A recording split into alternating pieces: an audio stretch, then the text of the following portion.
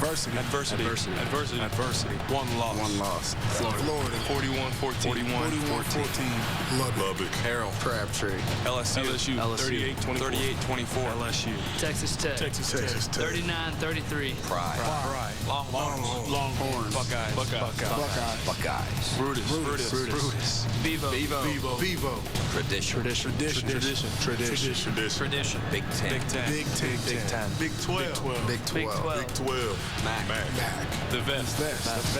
Speed. Power. Beanie. Colt. My boy. Tonight.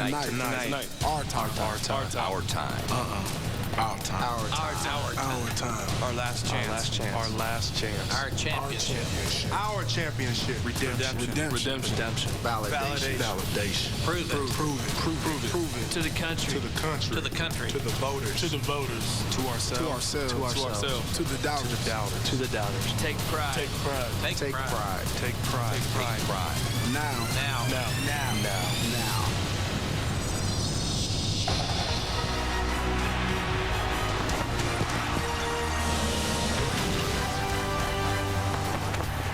Welcome to the Built for Tough BCS pregame show on Fox.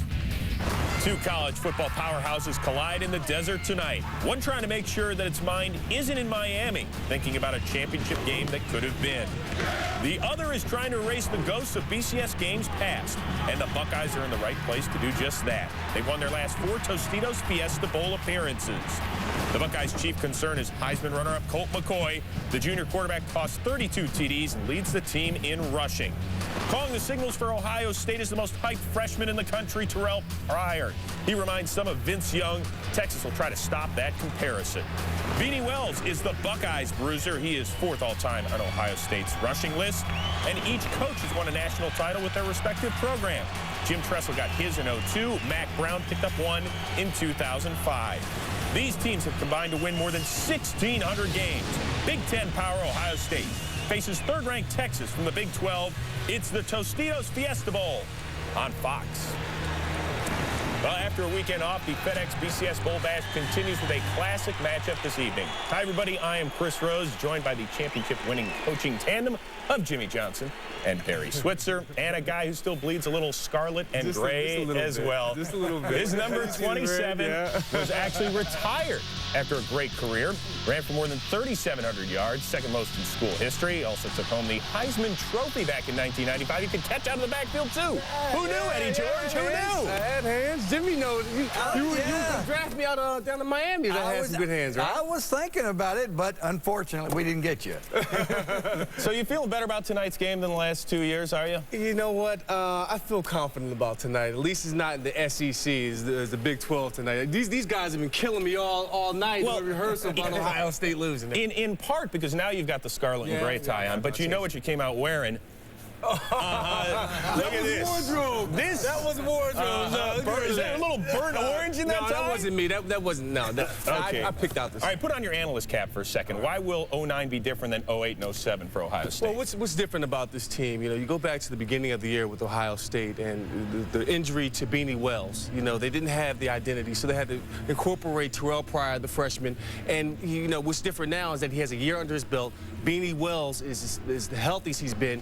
He had, 417 yards the last 3 games. He's been phenomenal. He's the heart and soul of this team. So they're very confident they can get these guys going. They have a great chance to win this game. Barry Switzer, what about Texas? Biggest challenge for Mac Brown is what? Is it telling his kids, guys, focus on what's going on out here in Arizona? A lot of you probably believe you should be playing Thursday night down in Miami for the national championship. There's no question they think that because, you know, if it hadn't been for that one play against Texas Tech and that sensational play with Crabtree, hey, and if Oklahoma hadn't hung 65 on them, that head-to-head on Texas Tech, they would have had, that head-to-head they had would have hung up and allowed them to be in the national championship game. And they can when they eat people. Oh, they can. That's the motivation tonight. You look at these two teams, a lot of times a traditional power might be disappointed not to be in the national championship game, but I promise you, these two teams are highly motivated. Ohio State wants to prove they can win the big game. That's right. And in Texas, they want to show people, hey, we're the best there is in the country. And like you said, if Oklahoma wins, they're going to be screaming, we're number one. We could have a split national championship for the first time since 2003 when USC and LSU split. I mean, if you were an AP voter, and if Texas drops Ohio State tonight, and if Oklahoma ekes past Florida on Thursday, would you vote for Texas? They could get my vote. I see. See, you got to pay attention. You would vote for Utah. I would go for Utah. Well, guys, Terrell Pryor will be a busy man in that Ohio State backfield because Texas was second in the nation with 44 sacks, 10.5 by Brian Arakpo. Also got his hands on a boatload of hardware in December. Let's meet the All-American and his D-line running mates. Roy Miller time. Roy Miller eats the most. Set me up, man. Henry Melton and Mel. Aaron Lewis, A-Lou. My man A-Lou used to be a DE, now it's a fierce defensive tackle. Brian Arakpo, Rag. If we was a musical group, we would call ourselves the Rag Daddies. We're the D-line for the Texas Longhorns. My man Rack won the Hendricks, the Lombardi, and the Gursky. We all help each other, really. The eyes of the Texas D-line are upon you. 10 quarterbacks. The eyes of the Texas D-line are upon you. Our eyes will be on this quarterback when we come back. Colt McCoy grew up in a town of only 714 people. How does a man go from small-town USA to performing so well on the big stage? McCoy shares his secret. Of course, we are inching closer to kickoff of the Tostitos Fiesta Bowl. These Buckeyes are saying Eddie George was going to wear a Texas tie in the air? Can't believe it. And the kids at the Taco Bell Experience warming up as well. Look at the little guy go. Through the blocker down. Can he catch the pass? Can he catch? Built Ford Tough BCS pregame show on Fox is sponsored by the all-new 09 F-150. It's not just a new truck, it's a new F-150. By DirecTV. If you call yourself a sports fan, you got to get DirecTV. And by Lowe's. For all your home improvement needs, Lowe's. Let's build something together.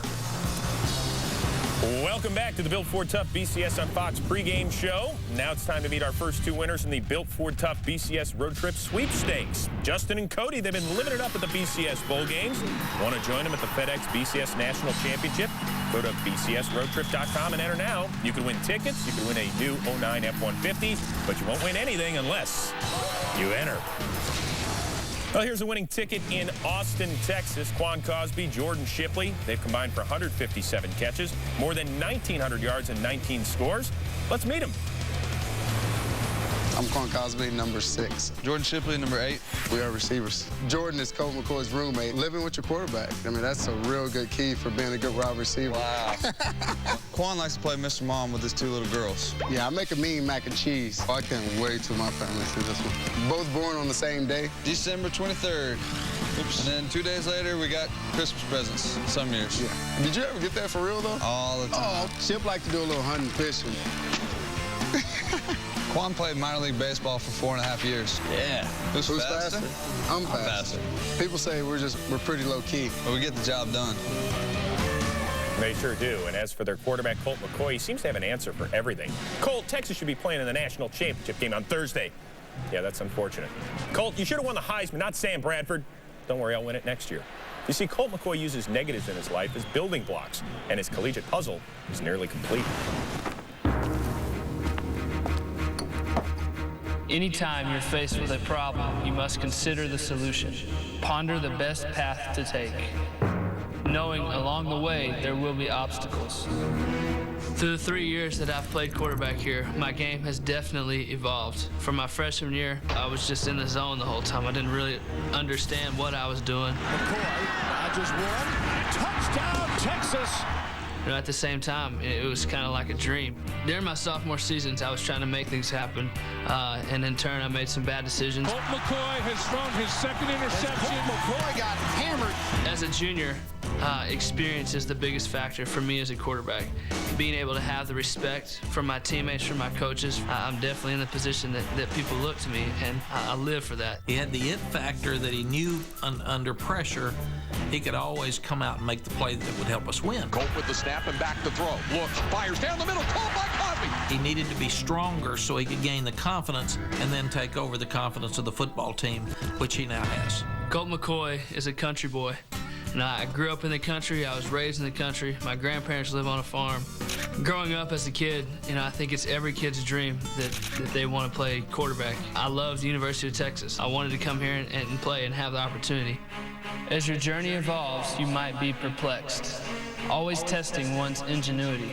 But a strong faith and great leadership will guide you. At this point, I understand the importance of leadership, the importance of getting my team ready to play. When things go wrong, I'm the guy they're looking to, and when things are great, I'm the guy they're looking to. They need somebody to follow. He's tough. He's tough in that huddle. He's tough in that dressing room. He's tough on the sidelines and wants the ball in his hands on 4th and 1.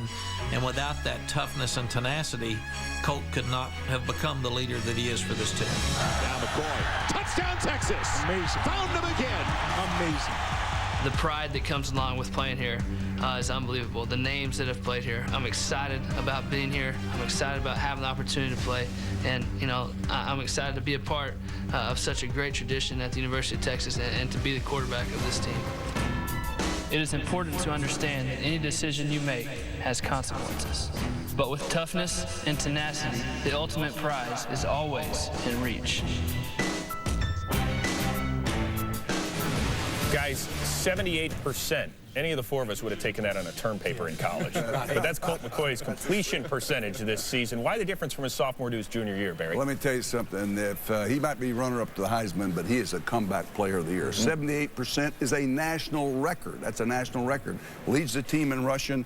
He's how the Longhorns go, how he plays. But I'm going to tell you something. Greg Davis and Major Applewhite teamed up together to have a different offensive package than they had the year ago. They're throwing the ball shorter. They're throwing it to good receivers. Cosby, Shipley, throwing the ball inside, slants. And when they get pressure to this guy's 4'5". He makes plays on his own. He's got a lot of plays designed that he makes the play. And Jimmy, you know the rest of it. Yeah, without question, coaches Davis and Applewhite helped him this year make the improvement. I think, though, that you look at him, without question, Colt McCoy is the guy. But don't be fooled. Now, they can run the football. They rushed for over 2,000 yards this year. And they had, McCoy was the leading rusher, but they had 3 other backs that ran pretty good. And, in fact, Cody Johnson ran for 12 touchdowns. Yeah, and for Ohio State, for them to stop Colt McCoy, it's going to be an aggressive game plan they have to follow. They have to generate a pass rush out their front four, the four defensive linemen. They're going to have to, if they do blitz, they're going to have to be very careful because, like you talked about, he can break that containment and he can run. So they had their hands full tonight. Well, Ohio State took care of Colt McCoy last time they faced him in 2006, but that was back when McCoy was just a freshman making his second career start. Now, of course, since McCoy last saw the Buckeyes, they've lost 2 national championship games and have faced monumental big game failure. How do Ohio State's seniors see their legacy? We're going to find out in just a few minutes. That and more coming up. But first, let's listen to the show band of the Southwest from the University of Texas.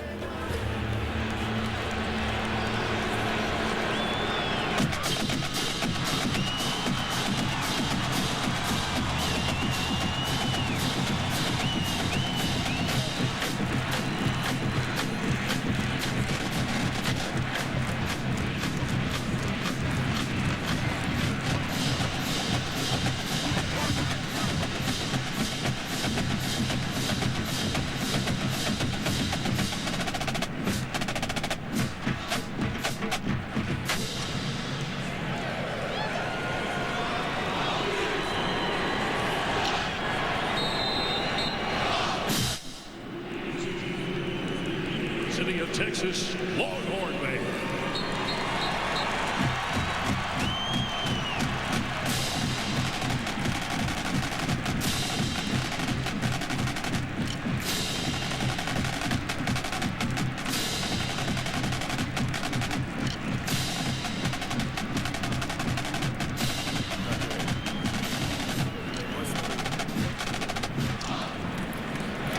Tonight's Fiesta Bowl pregame show celebrates the great traditions of the show band of the Southwest.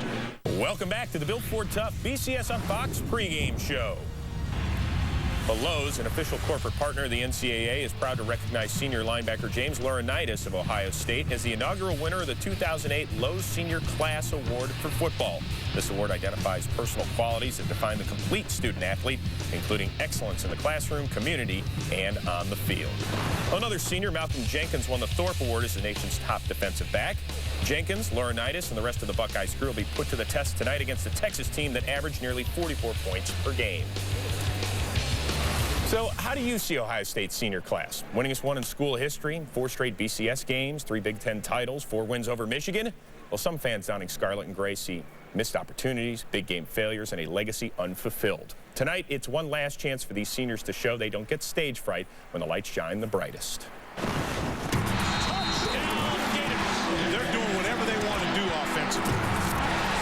They are denied by the Gator defense.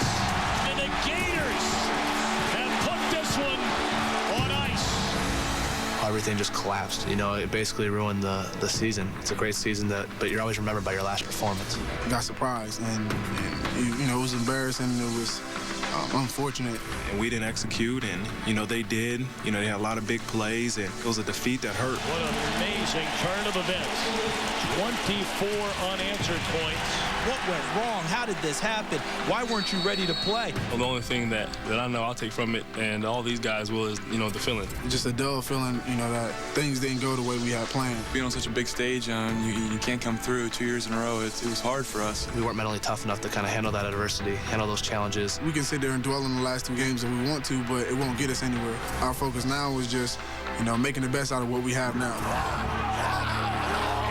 I think our senior class, first and foremost, has been very unselfish.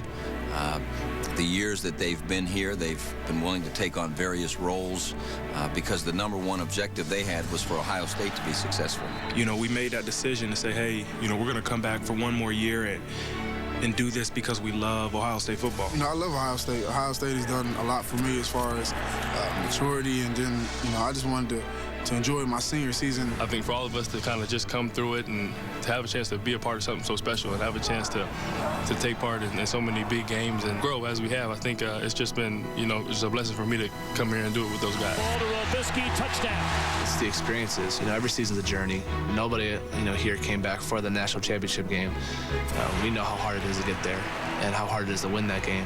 But it's the journey of the season that you go through. We all came in together, and now, you know, we all have the opportunity to leave together and leave a legacy that, you know, we've been working on. If they're able to lead our football team to a successful ball game against the Longhorns, I think their legacy will be very fitting. A win for us would mean, you know, it'll be an exclamation point on everything we've accomplished. And there were ups and downs this year, but I wouldn't trade it for anything because that's just part of the journey. To finish off with a win over a great team like Texas will be something that, you know, we will all remember for the rest of our lives and how we finished out this season. Be a great ending to a great career here.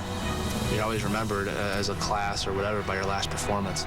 You know, we've accomplished a lot within 4 years we've been here, and, you know, just a win in this game would put the exclamation point on it and make sure that we be remembered for it. No doubt, Eddie George, his class has accomplished a lot, but, and there's always going to be that but. How do you see them? I see this team as a great team that never won the big game. You know, I had a chance to talk with Malcolm Jenkins over the holidays, and what he had to say was it's not about the legacy that they're going to leave, but more or less the shape that they're leaving the program in. And if they win this game tonight, it won't necessarily erase what has happened in the national championship games, but at least they can go out as winners. Yeah, you look at the success of these seniors, and, you know, and they've had great success, but it's going to really depend on the freshmen. 6'6", 235-pound freshman quarterback, the #1 phenom in the country, freshman quarterback Terrell Pryor. Now, he's basically a runner, but he can throw the football, 12 touchdowns, and he's going to have to throw the ball tonight against Texas if he's going to have success. Eddie, when I think of the Big Ten, I think of one thing. It's not Michigan, and it's not you, Joe Paul, because you hadn't been in the league long enough. Oh, boy. It is the Ohio State University. That's the Big Ten. And they got to get a little conference pride back. Just 1-5 in bowl games going into this evening's capper for that conference. So they got to get it done for the whole league. Well, one thing that Ohio State specializes in, Marching bands. It is the best damn band in the land from the Ohio State University with Script, Ohio.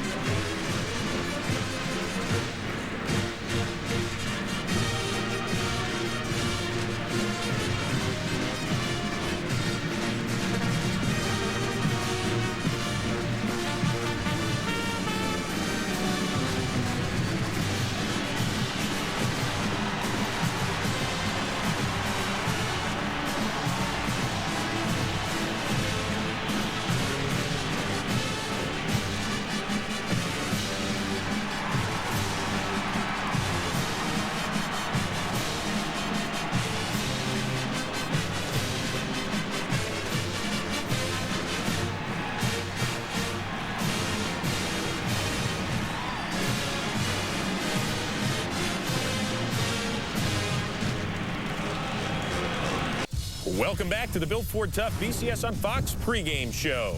Well, look out for Chris Beanie Wells tonight. Buckeyes 15-1 when he runs for at least 100 yards. That lone loss was in last year's title game. Know it? You could learn a thing or two from OSU's outstanding running back.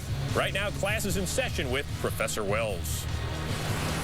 I'm Chris, the running back for The Ohio State University, and this is the education of Beanie Wells. I'm from Akron, Ohio. You know, there's a lot of famous guys around there. LeBron James. He can have the basketball courts, but I'll take the football field all day.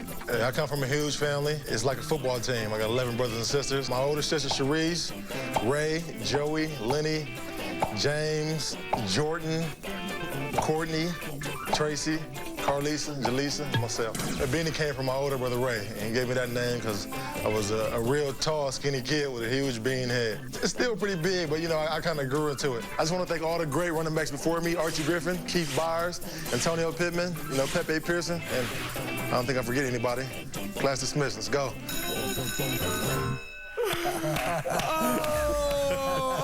Big fella, I see how it is. Good, he got Pepe Pearson in there. Anyway, wow. Raymond Harris. Forgot about me. In there. It doesn't take long, Eddie. They forget about Look you. at the picture. Look, it's like, what happened? Wow, that's sad. And you were just about to give him some love, I was right? about to give him some love. That's cool. But, you know, Beanie is a big, strong, physical back. When he's healthy, he's one of the best backs in the country. You know, he's so good that Tressel told him that, you know, it's time for you to leave. And I hope he does. I don't want him breaking any of my records. So go ahead and leave, Beanie. It's all right.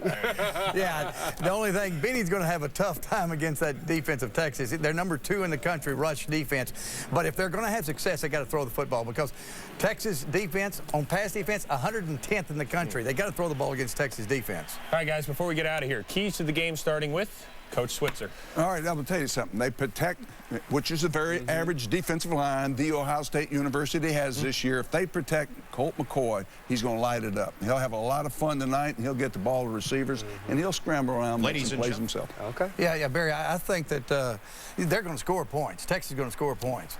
But the whole thing for their defense, they're going to play pretty good against the run.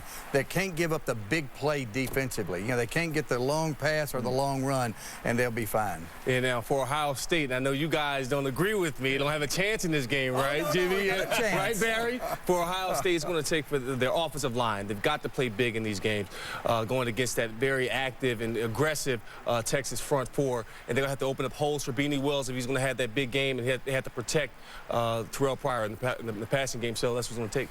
You nervous? You get to put that on for halftime if Texas is leading. Right now, though, let's get you out to Glendale with the Blind Boys of Alabama for the playing of our national anthem.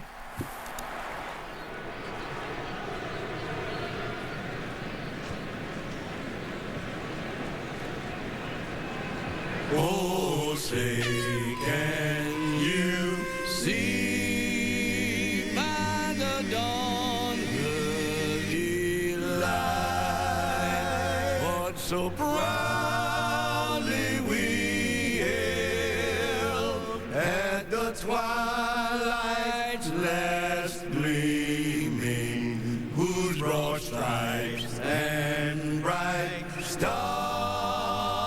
through the perilous fight.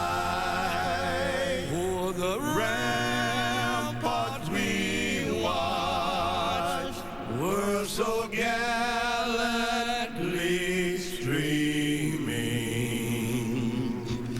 and the rockets' red glare, the bombs bursting in air, gave proof through the night that our flag was still there.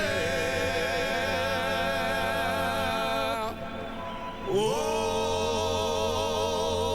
say does that star-spangled banner yet wave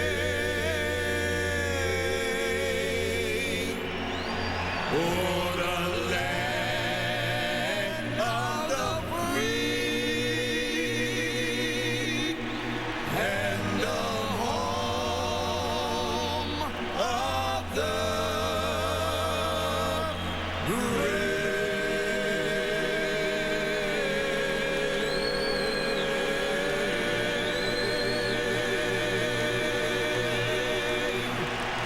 So he was a little nervous. No big deal. Kickoff of the Tostitos Fiesta Bowl coming up next with Matt Vasgersian, Tim Ryan, Laura Oakman, and Chris Myers. Enjoy the game. The Built Ford Tough BCS pregame show on Fox is sponsored by new Tostitos hint of jalapeno scoops. Just the right kick to enhance your dips.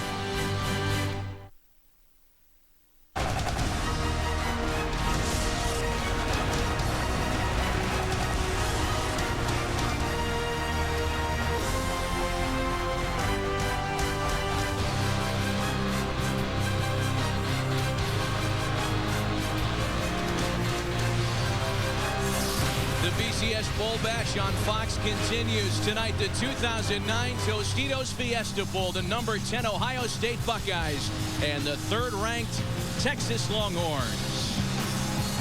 And welcome alongside two-time All-American Tim Ryan, Matt Vasgersian, Ohio State and Texas. Two teams that, despite their successes this season, still feel as though they've got something to prove tonight. Ohio State eager to get past its BCS disappointments the last 2 years.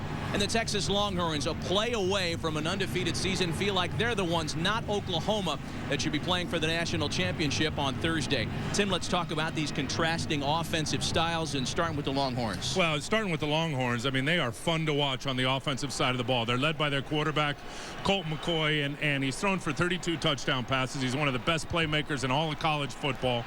His accuracy, Matt, is off the charts, but where I think he's underrated is as a runner. He's run for 10 touchdowns. When he takes off, rarely does he get caught, and when he does, he's hard to bring down. He's got great lower body strength and balance. He'll present some problems now for that Ohio State defense today.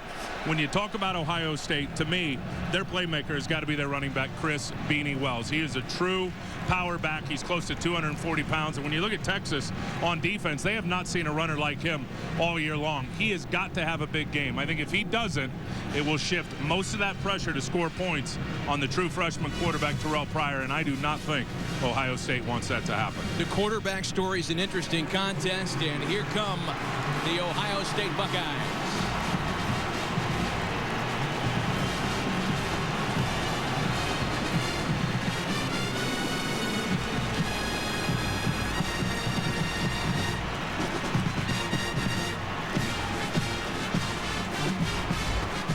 No school has made more BCS appearances than the Ohio State Buckeyes. Guiding the offense, quarterback Terrell Pryor, who was a true freshman, led the Big Ten in passing efficiency. But the Buckeyes' strength this season has been their defense. Two-time consensus All-American linebacker James Laurinaitis helps Ohio State claim the country's #7 pass defense, with fellow All-American cornerback Malcolm Jenkins being one of the best secondaries in the country. The Buckeyes hope that a defense and a steady dose of 240-pound tailback Beanie Wells can pound Texas into submission in the desert tonight to send 28 seniors off as the winningest class in the history of the program. And here come the Longhorns.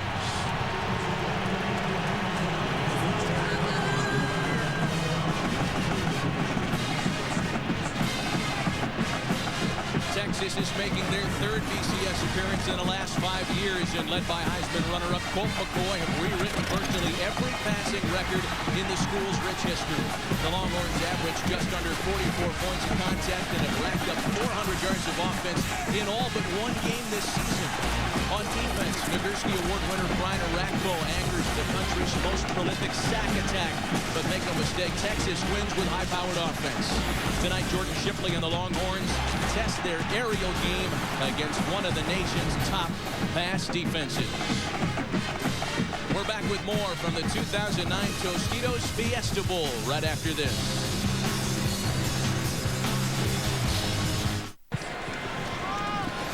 And we welcome you back to University of Phoenix Stadium in Glendale, Arizona. We send it now down to our head official from the Big East Conference, Dennis Hennigan, to begin proceedings tonight. Okay, fellas, let's shake hands.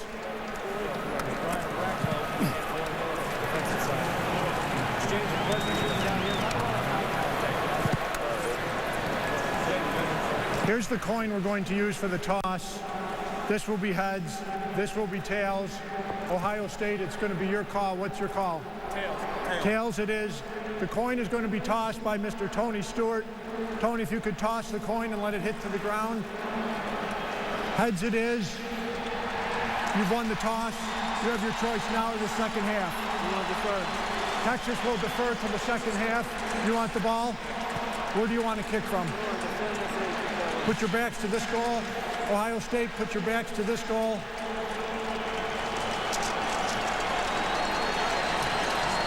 Ohio State will be receiving. Okay, fellas, good luck.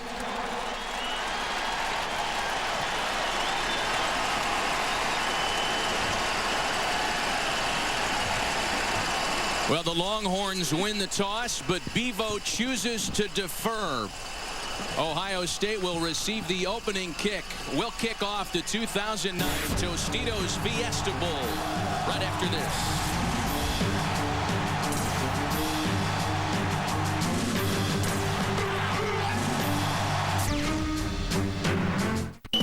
On behalf of all of us at Frito-Lay, welcome to the 2009 Tostitos Fiesta Bowl. Part of our mission at Frito-Lay is to inspire greatness in others, yet we're the ones who are inspired by the Texas Longhorns and the Ohio State Buckeyes and all that they've accomplished. Tonight, Tostitos is celebrating the true blue college football fan. We invite you to stay tuned for halftime, where one group of fans will win a scholarship to support their favorite school. May we all be inspired to greatness in 2009. Enjoy the game.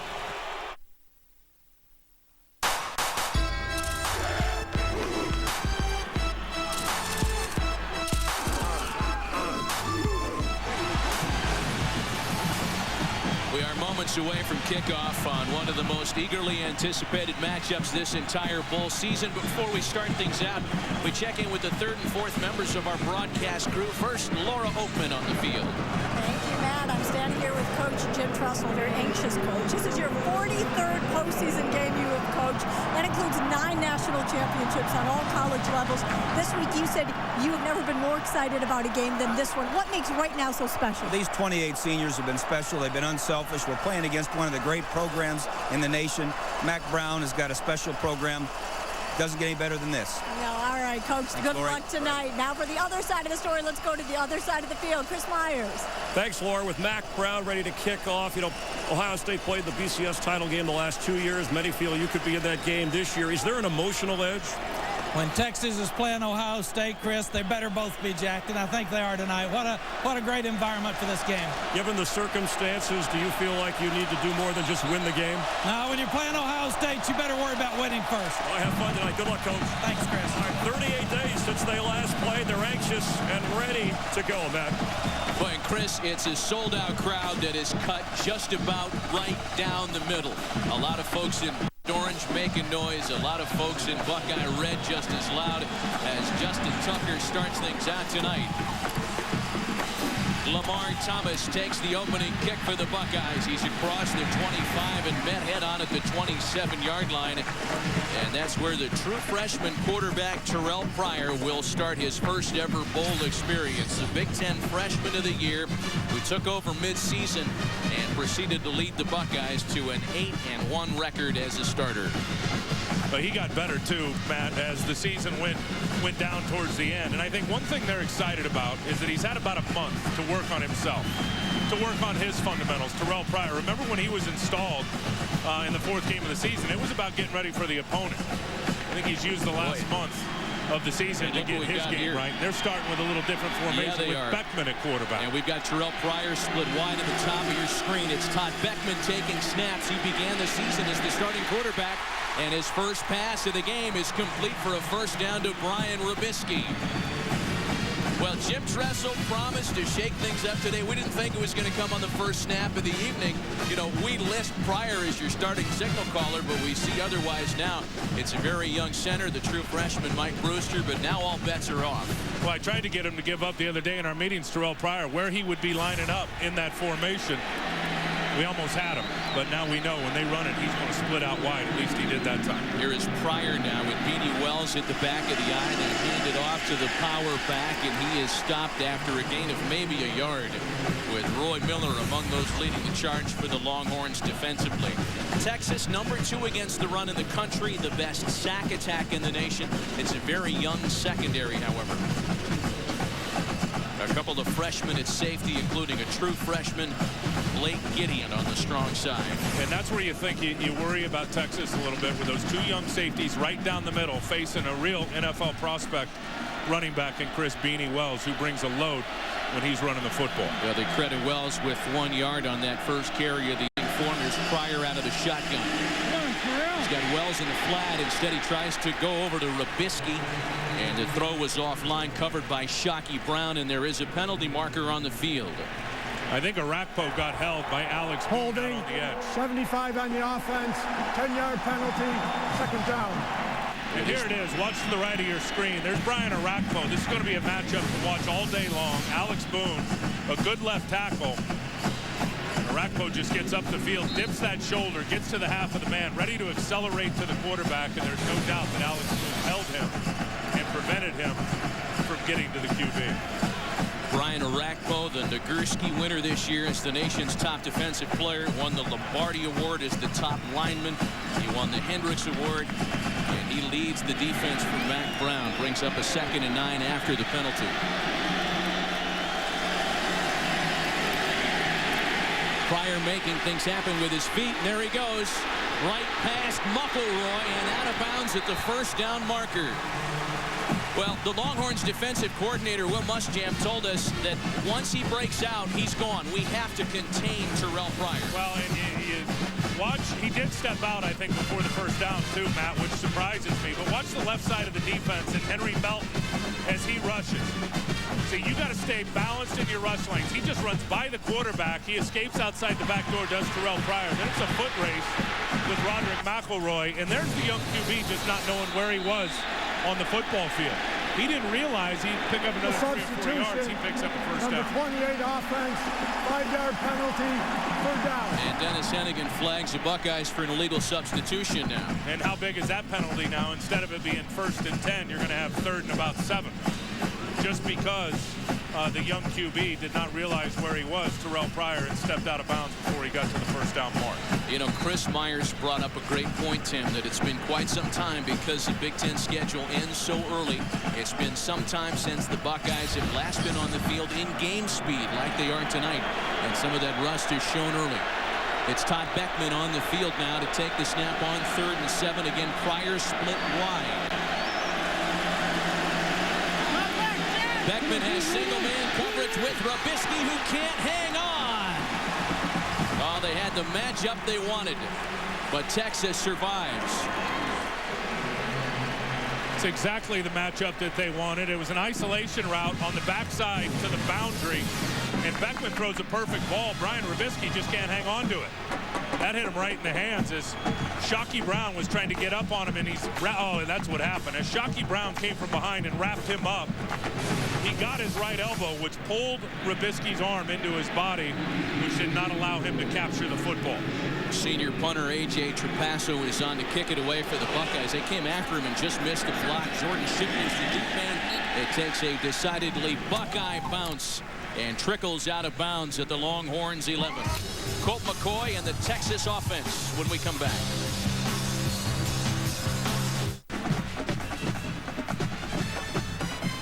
Colt McCoy playing in front of a sold-out crowd that includes mom and dad. Brad and Deborah are here, among the many wearing burnt orange here tonight. They should be proud of him. We had so much fun talking to him the other day, didn't we? I mean, not only does what you see on tape is great stuff with this young quarterback, but what a great guy to sit and talk to. What a competitor as you try to get into his head a little bit. Everything is advertised on and off the field. He's ready to go to work. And they start with a handoff. It's Chris Ogbonnaya, the senior tailback.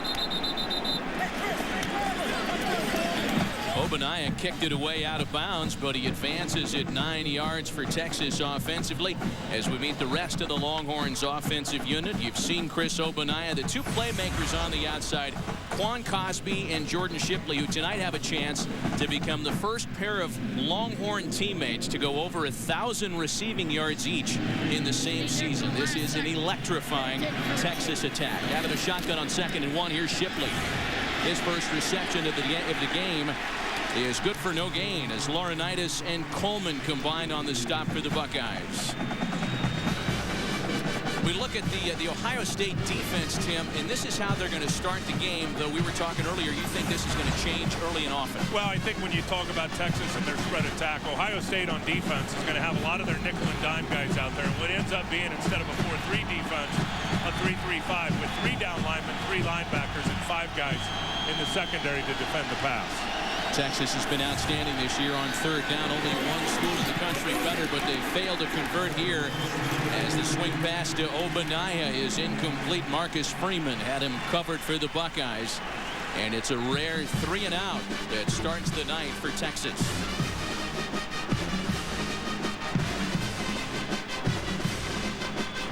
That's the matchup you have to talk about. I mean, you mentioned in the open how good Ohio State is in pass defense versus how good Texas is in throwing the football. Ohio State defensively this year, Matt, has only given up 10 touchdowns through the air. Of course, Colt McCoy has thrown 32 for Texas all by himself. Justin Tucker is on to punt it away to Ray Small for the Buckeyes, and a rugby-style punt. Bounces past Small and takes a Texas spin out of bounds at the 23. Terrell Pryor back to work under center for the Buckeyes when we come back.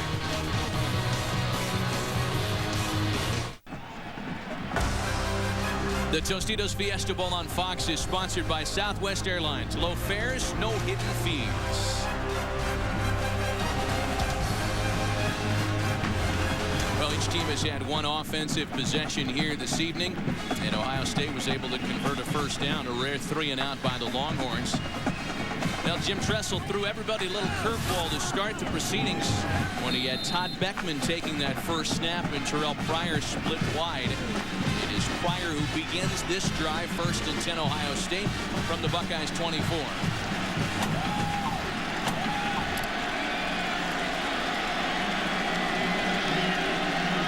They repossession the tight end Jake Ballard. Pryor loses his footing. He gets the pass off, and it's complete to Robisky. That's the 3rd time they've targeted Robisky tonight. He's already got a couple of receptions. That one good for 16 yards. Let me show you what they're going to do to try to get Terrell Pryor freed up and out on the edges. They're going to motion over with Jake Ballard, as you see right there. And he pinned the defensive end, which then allowed the quarterback, Terrell Pryor, to get out of the pocket. Robisky just ran an out route, a little comeback route, right into the middle part of the zone there out on the edge. And Terrell Pryor was able to find it. But you'll see a lot of clever ways that they try to keep that quarterback from getting hit by that attacking defensive line today. They run the play fake. Pryor keeps. Gets out of harm's way and fires for the sideline. DeVere Posey makes the reception. Just shy of the first down, a gain of 8. The true freshman out of Cincinnati finds the ball. Coming on a crossing route right here. You got Terrell Pryor, who's buying time, and in the last second throws that ball up and finds DeVere Posey on the sideline. 2nd and a yard.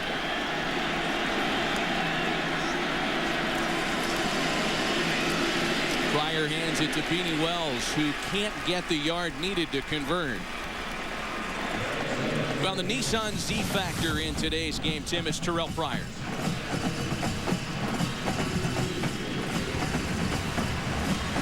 the Big Ten Freshman of the Year, who has already played well in the first couple of series from scrimmage. The Nissan Z-Factor brought to you by the all-new Nissan 370Z with the world's first Synchro Rev Match manual transmission. For more information on the Nissan Z-Factor, log on to foxsports.com, keyword Fiesta. You got both of the quarterbacks on the field here on 3rd and short. Does Beanie Wells have enough on this occasion?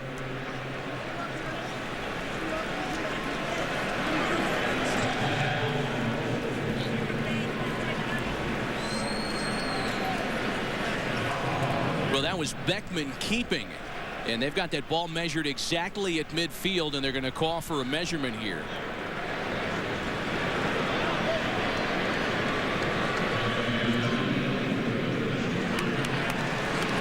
First down, Buckeyes.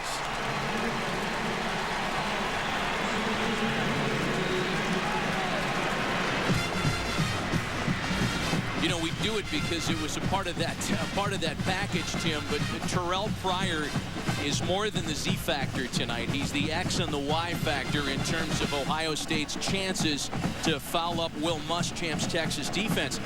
He considers himself a pass-first quarterback, but there's little doubt that what he can do with his feet make him awfully tough to defend.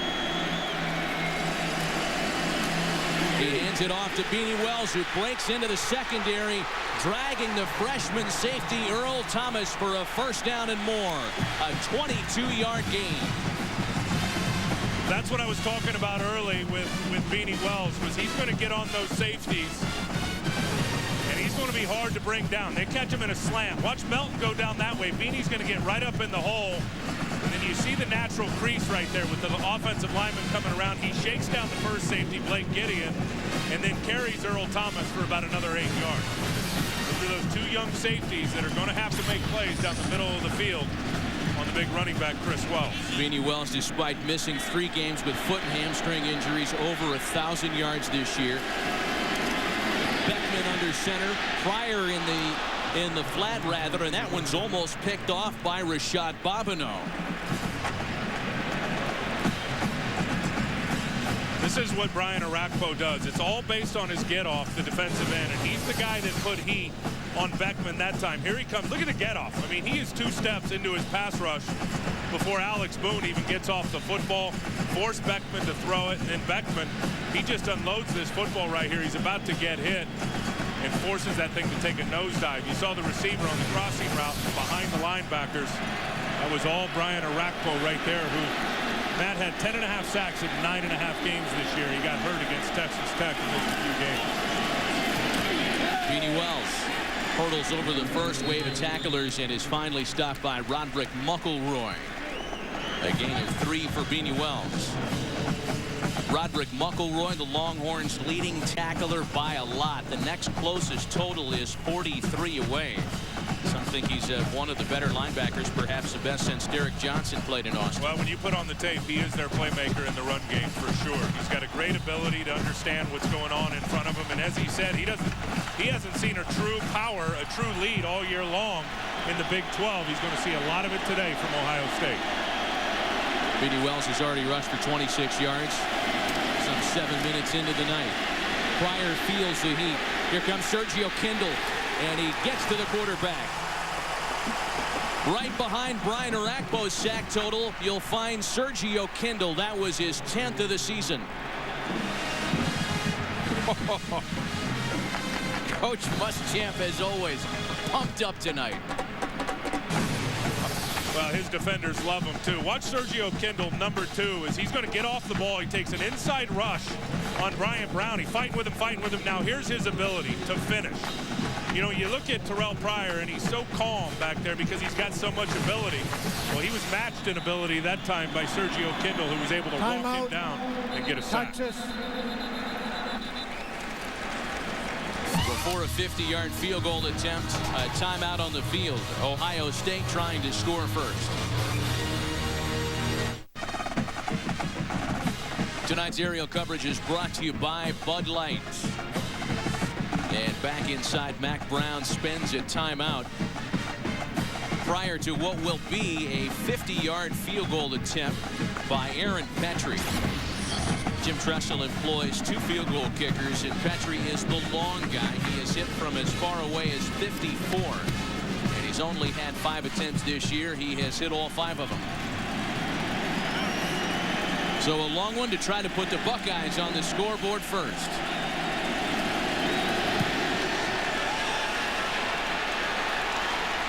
Aaron Petrie had enough to hit from 56 or 57. Underway in Phoenix. 3-0 Buckeyes.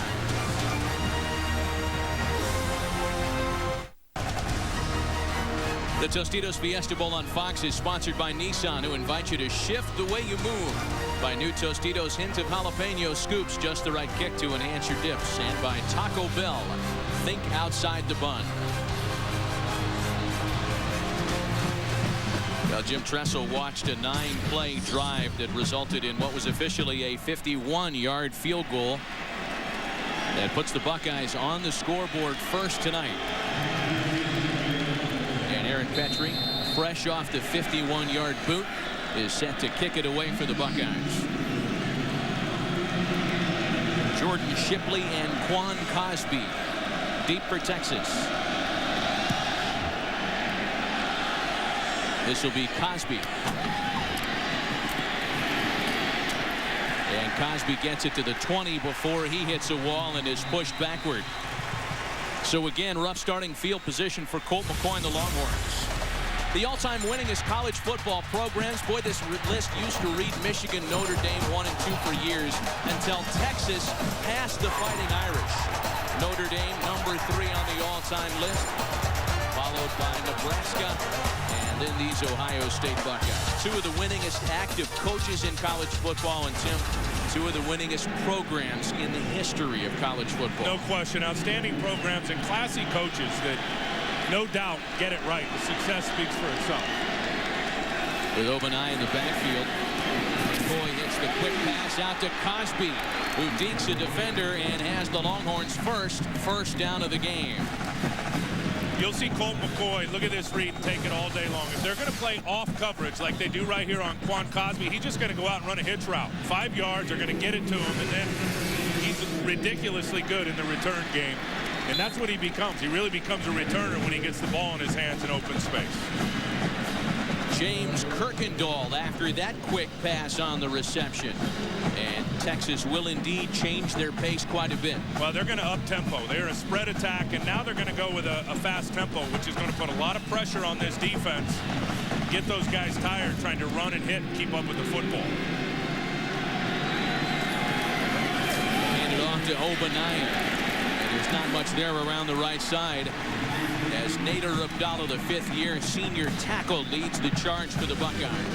And he's a guy that's really come on this year, Nader Abdallah, the defensive tackle. Really had that underachiever role up until this year, and I guess just made his mind up going into his final season that he was going to light it up.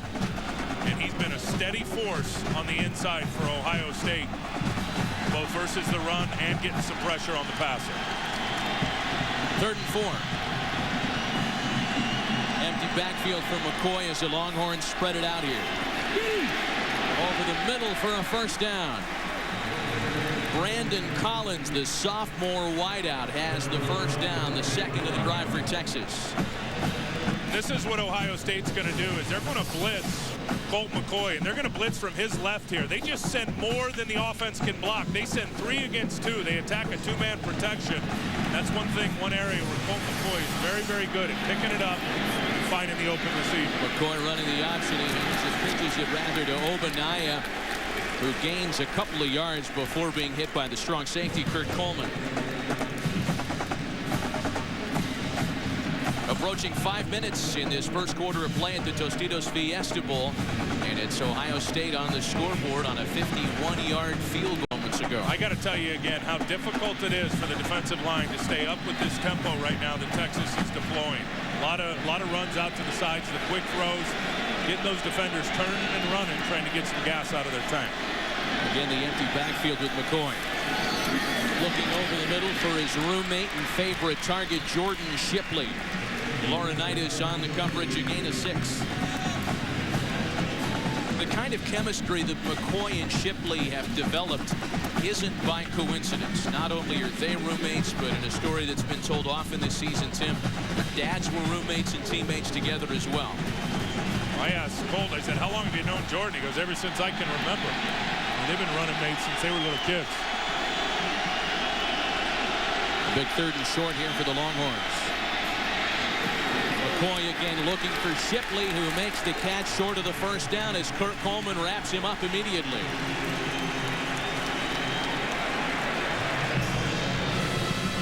You watch Ohio State throughout the course of the year, and when offenses get 3rd and 3 to the 3rd and 5 range, they're going to man cover you. And they're going to put their defenders on your weapons. They're going to put them in tight coverage, and they're going to make the quarterback throw a good ball. And that time there was just nobody open, and Kurt Coleman got very physical on Jordan Shipley, really pushing him back behind the line of scrimmage. Colt McCoy did complete the pass, Matty, but for no gain. Justin Tucker is on to punt it away to Ray Small. This one's going to check up and bounce all the way into the Buckeyes end zone. 1st and 10 Ohio State when we come back.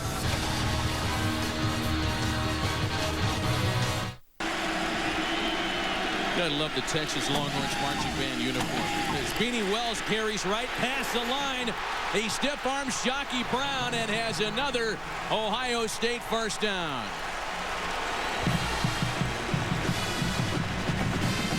That's the lead run I was talking about, and when you get runs like this, it's not only just your offensive line and your fullback, which is great, but watch the block by Brian Robisky right there. I mean, there's the block that you look for that sealed the edge on Blake Gideon. Beanie Wells gets out cooking out to the perimeter and gets a nice big gain, but really it was Brian Robisky that came down and sealed it up. It cleared a lot of real estate for Wells to take off and go. It's the 2nd time Beanie Wells has taken off for a 20-plus yard run today. And this is Wells between the tackles. No gain on this attempt. Henry Melton leading the charge for Texas. And you mentioned the long runs. That's where they wanted to be good, Texas defensively today. And talking to Mac Brown, the head coach, the other day, I said, what bothers you the most? Where do you need to be successful against Ohio State? And Mac said, we cannot give Beanie Wells long runs. We've got to limit him to the 3, 4, and 5-yard runs and not let him get out and have the big pops. He's already had a couple in the first quarter of this game tonight. You know, from the other standpoint, Will Muschamp and the Texas defense wanted to make a statement against the run here today, feeling like their defense overall has been disrespected in the offense-happy Big 12, and that one's incomplete. Off a couple of fingertips, Ray Small had a chance at it, as did the tight end Rory Nickel. These terrific overhead shots tonight are brought to you by DirecTV. If you call yourself a sports fan, then you got to get DirecTV.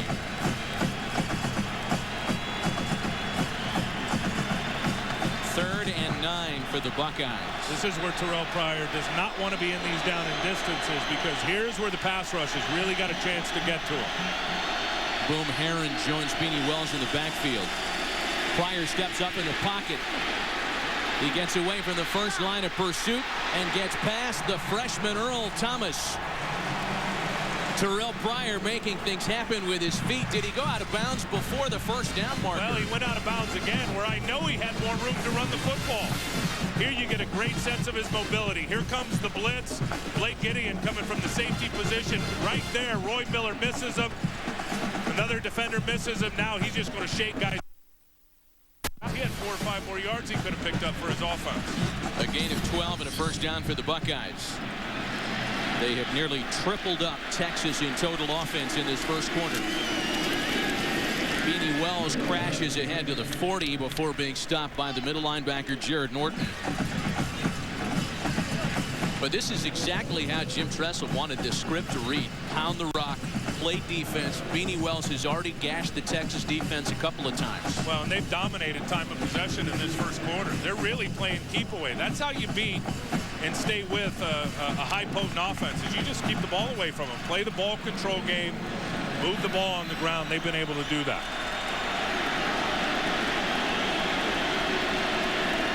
Second and 10 now. Pryor out of the shotgun. That one's juggled out of bounds, incomplete.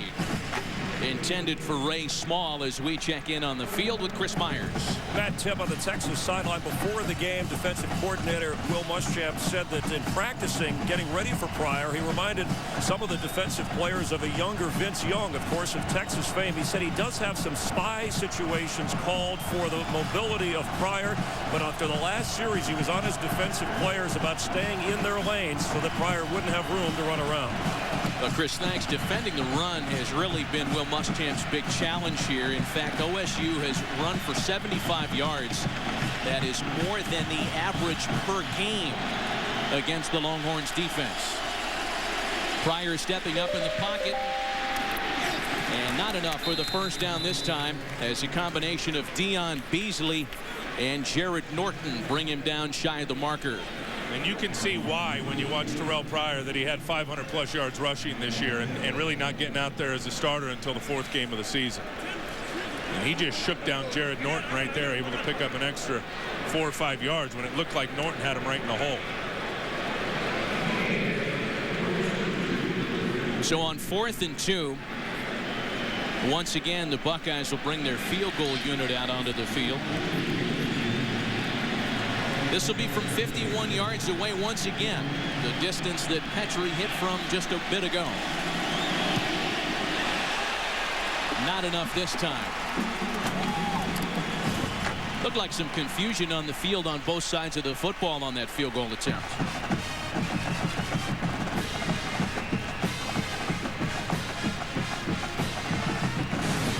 Looked like when the snap got back to the holder, it wasn't a clean placement. You saw there, yeah, the ball got sideways, actually went to the ground before the holder could get it back up and place it properly for the kick. And that's why I think Petrie pulled that thing out to the left. So the missed field goal from 51 yards out means the Longhorns will begin in their best field position to start a drive here so far today. It's Obaniah with McCoy on 1st and 10. McCoy runs the play fake, looking for Kirkendall and a first down. James Kirkendall, the sophomore wideout from Round Rock, Texas, has his second reception of the night, a 13-yard gain. Well, just got the corner. Chimney Chekwa to spin his hips. Kirkendall plays a lot now. You'll see a lot of Kirkendall. You'll see a lot of Malcolm Williams, guys, and Brandon Collins, guys that come in and play as part of that 3 and 4 wide receiver package. This is likely to be our last play of this opening quarter. McCoy with the quick pass out. Cosby, who burns 2 defenders and has another Texas first down. Chimney Chekwa finally brings him down at the 38. A 15-yard gain. Well, just a quick bubble screen, and again, I think any way they can get the ball in space to their playmakers, they're going to do it. Colt McCoy right there to Quan Cosby, gets 1 block from Jordan Shipley, and as I said earlier, he just becomes a return man immediately. And in the hurry-up offense, McCoy finds Kirkendall prior to the clock winding down on this first quarter in Glendale. Our score after a quarter, Buckeyes 3, Longhorns 0. We'll return right after this.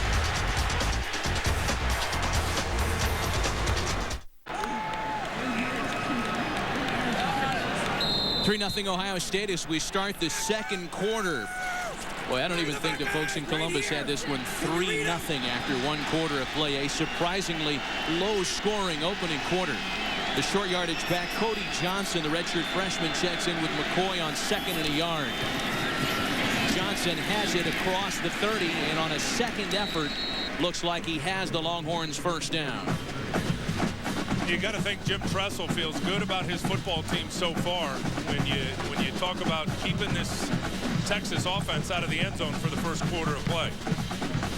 And I think that was the challenge coming in. And I think with a lot of people that were watching this game is really how would Ohio State do defensively? And they didn't play real, explosive offenses down the stretch. How would they hold up against a high-octane offense? So far, so good for Jim Tressel's defense.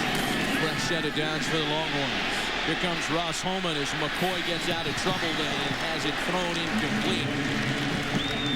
Cody Johnson, the intended receiver, not a guy that catches a lot of passes out of the backfield for Texas.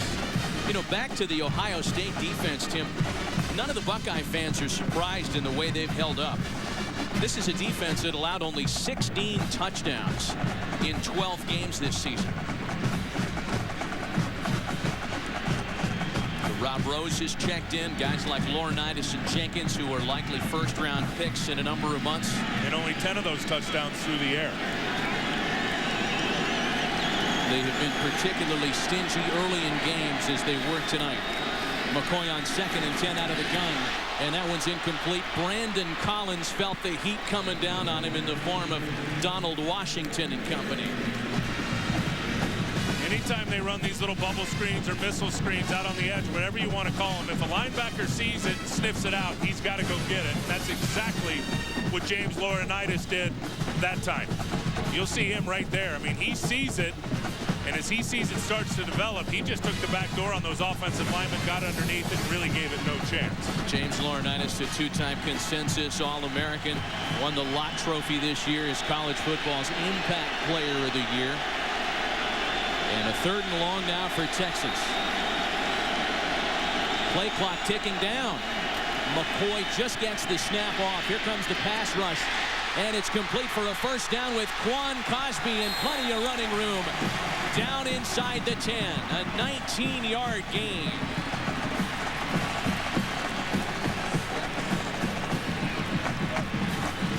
Quan Cosby just running away from man coverage. Here comes the blitz. Coleman actually gets off and gets ready to lay a hit on Colt McCoy right here, but McCoy finds the open man in man coverage. Malcolm Jenkins, I don't know if he got picked or rubbed, but certainly lost ground on Quan Cosby, who picks up a big-time first down. Only one man has caught more passes in the history of UT football, and that's Roy Williams. 201 receptions now for Quan Cosby. 1st and goal. With Obanaya in the backfield, they like to throw to him. He helps McCoy in the form of a block, and down goes Colt McCoy. Doug Worthington, the junior defensive tackle, leading the charge. They sprint out to the right. You'll see Texas do a lot of this. They'll slide the whole line to the right. The quarterback will run to the right. But watch this guy here. There's the guy, Hayward, who hems him up. Worthington comes underneath, but because Cameron Hayward was coming from the outside, McCoy had nowhere to reverse field and escape to, and Worthington comes up with the sack. A 9-yard loss. It brings up a 2nd and goal. Bear in mind that Texas has been deadly in the red zone this year. This is Obanaya. A gain of maybe 2 as he's inside the 20. 50 touchdowns, Tim, in the Longhorns' 64 trips into the red zone this year. They've been unbelievable. And you look at Colt McCoy's numbers into the red zone, and 19 touchdowns to 1 interception for Colt McCoy when he's down in the red zone, in the money zone, trying to get points. Whoa. Well, what does Mack Brown and Greg Davis cook up here on 3rd down?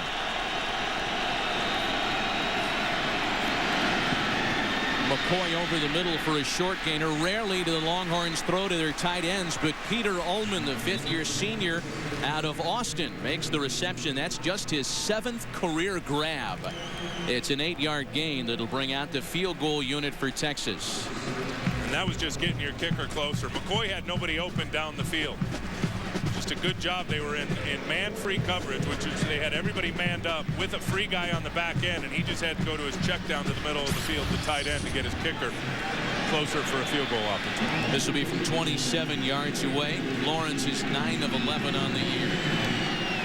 And the Longhorns, with 11:45 left in the half, have tied it at 3.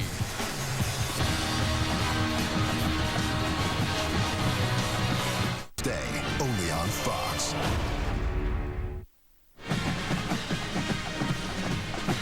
Aerial coverage tonight is brought to you by Bud Light.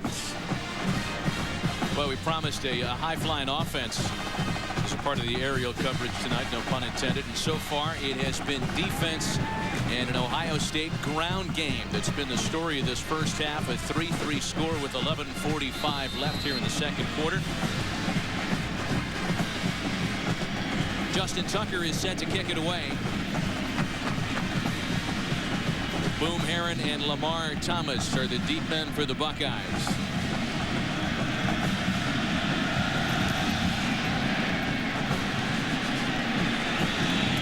Davis from the 7. He gets by one tackler, but is dropped at the 20-yard line. The University at Buffalo is a finalist for the Pontiac Game-Changing Performance of the Year. It's up to you, the fans, to help decide if the Bulls will win this year's award and the general scholarship contribution from Pontiac. Vote now at Pontiac.com/NCAA to help determine the winner of the Pontiac Game-Changing Performance of the Year. Announced at the FedEx BCS Championship game on Fox, January 8th. Don't you love when the Hail Mary works? I love when the Hail Mary works and the play-by-play guy blows it out. It's 1st and 10 from the 21. Pryor hands it to Beanie Wells, who's had a big half. He slips through and into the secondary and has a Buckeye first down. Ohio State is dominant right now at the line of scrimmage. I mean, they are getting movement across the board. Watch Alex Boone and Benny Pearson to your left. Just wash guys down the line of scrimmage. And you get one good kick-out block there by the backside offensive guard. Then again, it's Chris Wells up on those young safeties. He took Blake Gideon about 4 yards backwards once Gideon came up and made contact with him. Wells is averaging 5.5 yards a carry this year. Tonight, he's averaging just under 8 yards a carry.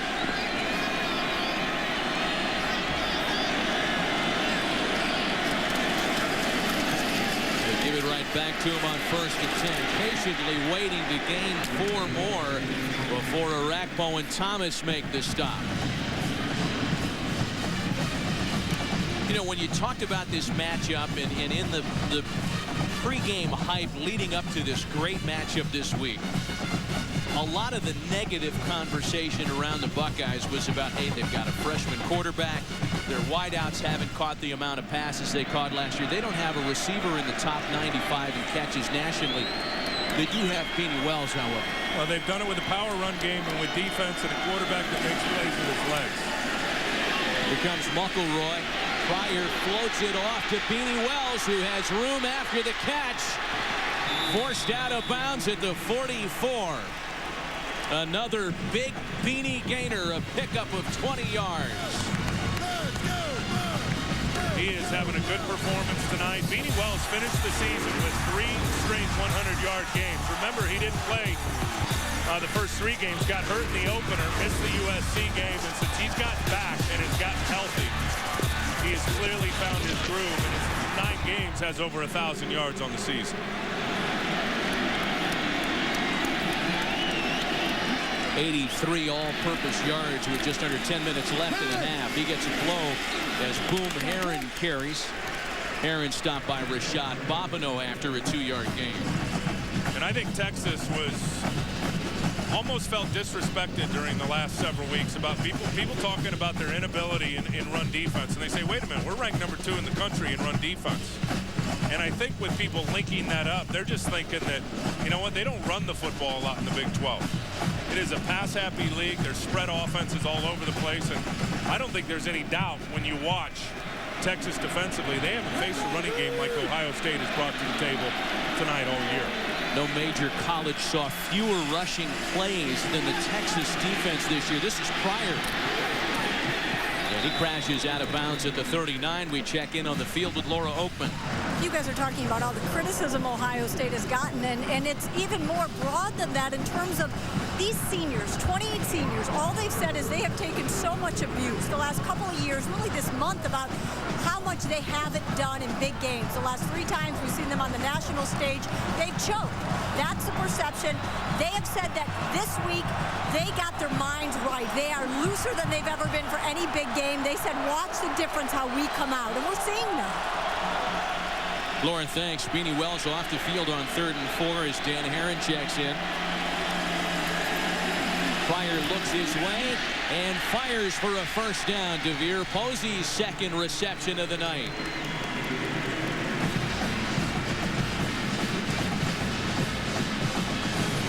Man coverage. You got Curtis Brown on DeVere Posey. Here he is here. He's just going to run an in route.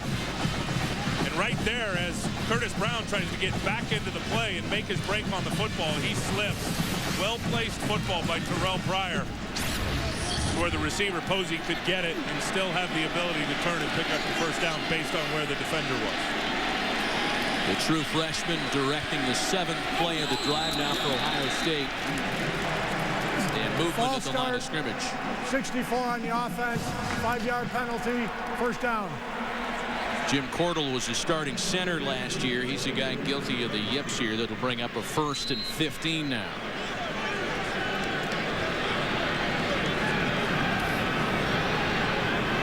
The Buckeyes have made some mistakes. They shot themselves in the foot early in the game. That's their 3rd penalty of the half. This could very easily be a different story here with 7:40 left before intermission. The pitch back to Beanie Wells. Cuts right through the line. Wells inside the 20. The Texas defense has no answer for the 237-pound downhill runner. And Roderick McElroy, he just does not spill this. And when you say spill it, he's got to get up there and force it to the outside. Watch as he takes on the tight end. He just gets lost. And instead of getting up and keeping his inside shoulder free, McElroy, and forcing that thing to bounce to his help, he gets caught up with the blocker. Beanie Wells sees it and just creases him straight downhill. On 1st and 10, Wells comes off in favor of Boom Herron.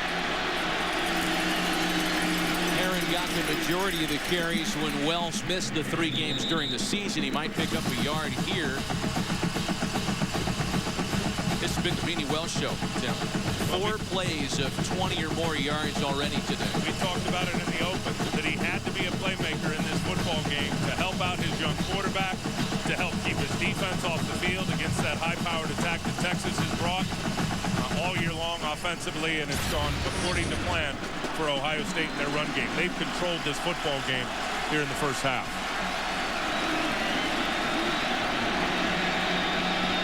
Dane Sonson, blocker, the wideout in motion. Pryor looks his way. Here comes the pass rush. Pryor with wide open spaces in front of him. Still going as he's out of bounds at the 5.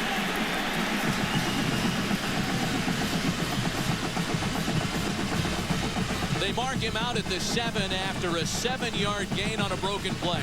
Well, this is what he can do and what he's done all year, and why you called him a Z factor with his legs. Watch the pressure come right up here from Roy Miller. He wants a screen there. It's covered. So now he just takes off and runs, and he never panics. I think that's what you have to like, and he can break tackles out in the open field. But Terrell Pryor never panics when he's back there because he's so talented physically. He knows that his physical skills can get him out of most of the trouble. The 9th play of the drive coming up, and a timeout taken. Timeout. Ohio State. The Buckeyes spend a timeout. Ohio State on the move.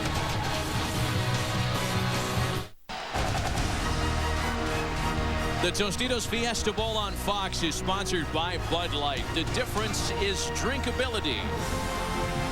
What was the difference at the Battle of the Bands competition on Friday at the Scottsdale waterfront? The winner in the Battle of the Bands? Night Ranger. A 72-yard drive is what the Buckeyes are in the midst of. If it's a Battle of the Band uniforms, then Texas wins, because those folks all look like they just got through loading the family into a log ride at Wally World. Love them.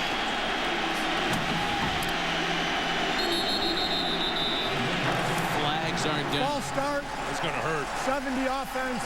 5-yard penalty. Now you're very third manageable at 3rd and 2. Bryant Browning, the right tackle, just flinches a little bit. Texas picked up on it, as did the officials. Move him back 5. Bryant Browning, the sophomore from Cleveland, guilty of the penalty.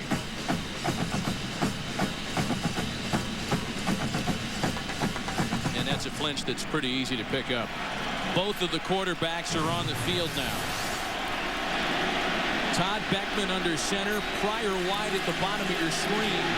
Beckman over the middle. Great pass defense by the only returning member of the Longhorns secondary, the veteran Ryan Palmer.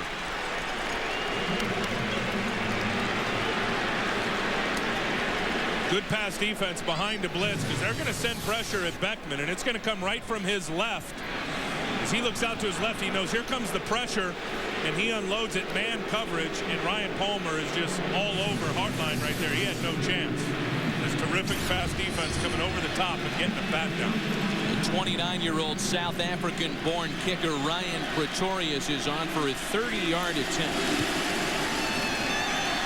And Pretorius is up and good.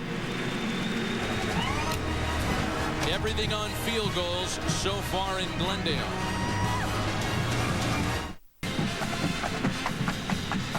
But it's really a good news, bad news situation for Ohio State. They've racked up almost 200 yards in total offense here with 5:39 left in the half. However, they've got a total of 6 points to show for their efforts so far. Well, that's an area Texas defensively has been very good all year. When they've got their backs against the wall down in the red zone, they've held opponents to more field goals than touchdowns all season. Aaron Petrie will kick it away. Shipley and Cosby deep for the Longhorns. Jordan Shipley, one of 4 players in FBS to take a kick and a punt back for a touchdown. No such success here. We'll be back right after this. Sean Lane, the senior from Hubbard, Ohio, the injured player on the kickoff.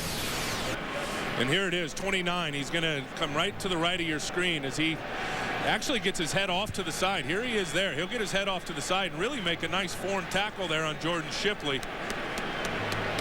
Laid the hammer down on him, but he's the one that stayed down. You saw his right arm. Did you see his arm just go dead right when he hit? I could almost assure you that they're looking at some type of a stinger or a burner in his neck, because as I saw the medical people out there, they're getting up under his shoulder pad and trying to work on that shoulder a little bit. We'll duck away on an injury timeout, and we'll be right back. Tonight's game on Fox is sponsored by Domino's. Domino's now delivers savory oven-baked sandwiches for $4.99 each. Domino's. By Chevy and American Revolution. And by Verizon Wireless. Get sports clips, scores, stats, and more right on your Verizon wireless phone.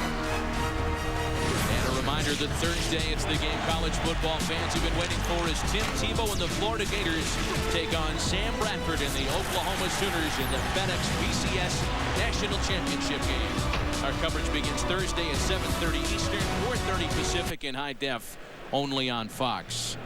And as you can see clearly, the Ohio State medical staff not taking any chances with Sean Lane. Well, and that's the right thing to do, obviously. Anytime you're dealing with head, neck, or back, or something vital like that, you're going to keep the guy on the ground. Now, some good news that we did see is after the initial hit, he actually popped up, got to his feet, had his players helping him out, and then went back down to the ground. This, of course, something that transcends competition, as both the Longhorns and Buckeyes are watching as concerned onlookers. Let's check in on the field with Laura Oakman. Well, you guys have been talking about the senior class, how close this group is, these Buckeyes, and boy, you sure can see it. Sean is the best special teams player, one of the leaders of this team, a senior. You can see everybody pouring out, nobody by the benches coming over and praying and just huddling up, not saying a word, really concerned about him. One of the good guys on this team. They're one of 28 in this senior class, Laura. And again, with a win, this Ohio State Buckeye senior class of 2009 becomes the winningest in school history. But right now their concerns are elsewhere with their teammate Sean Lane.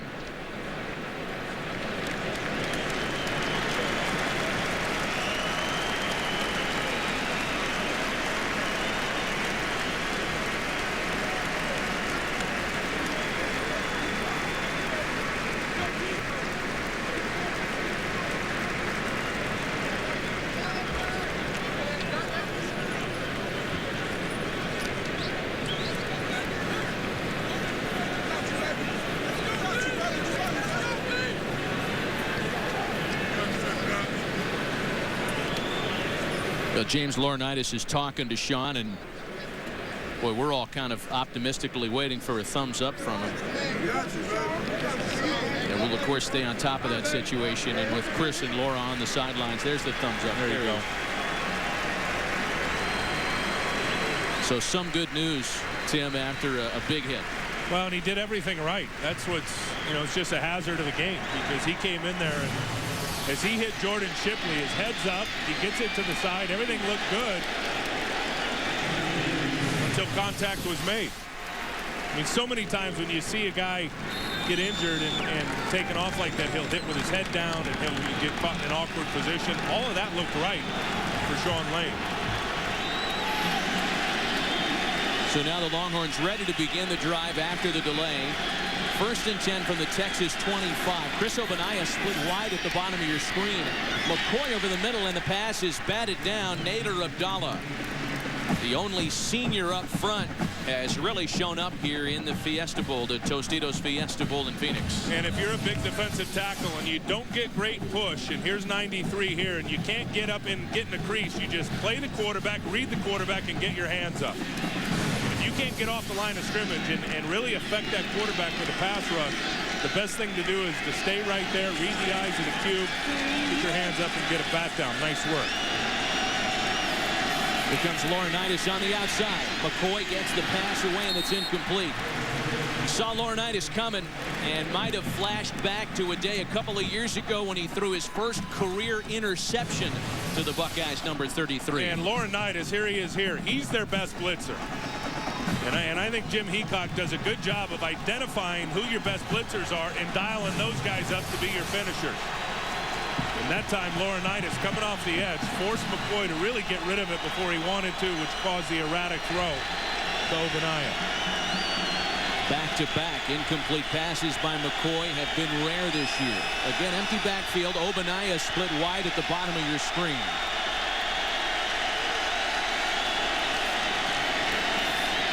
McCoy over the middle for a first down.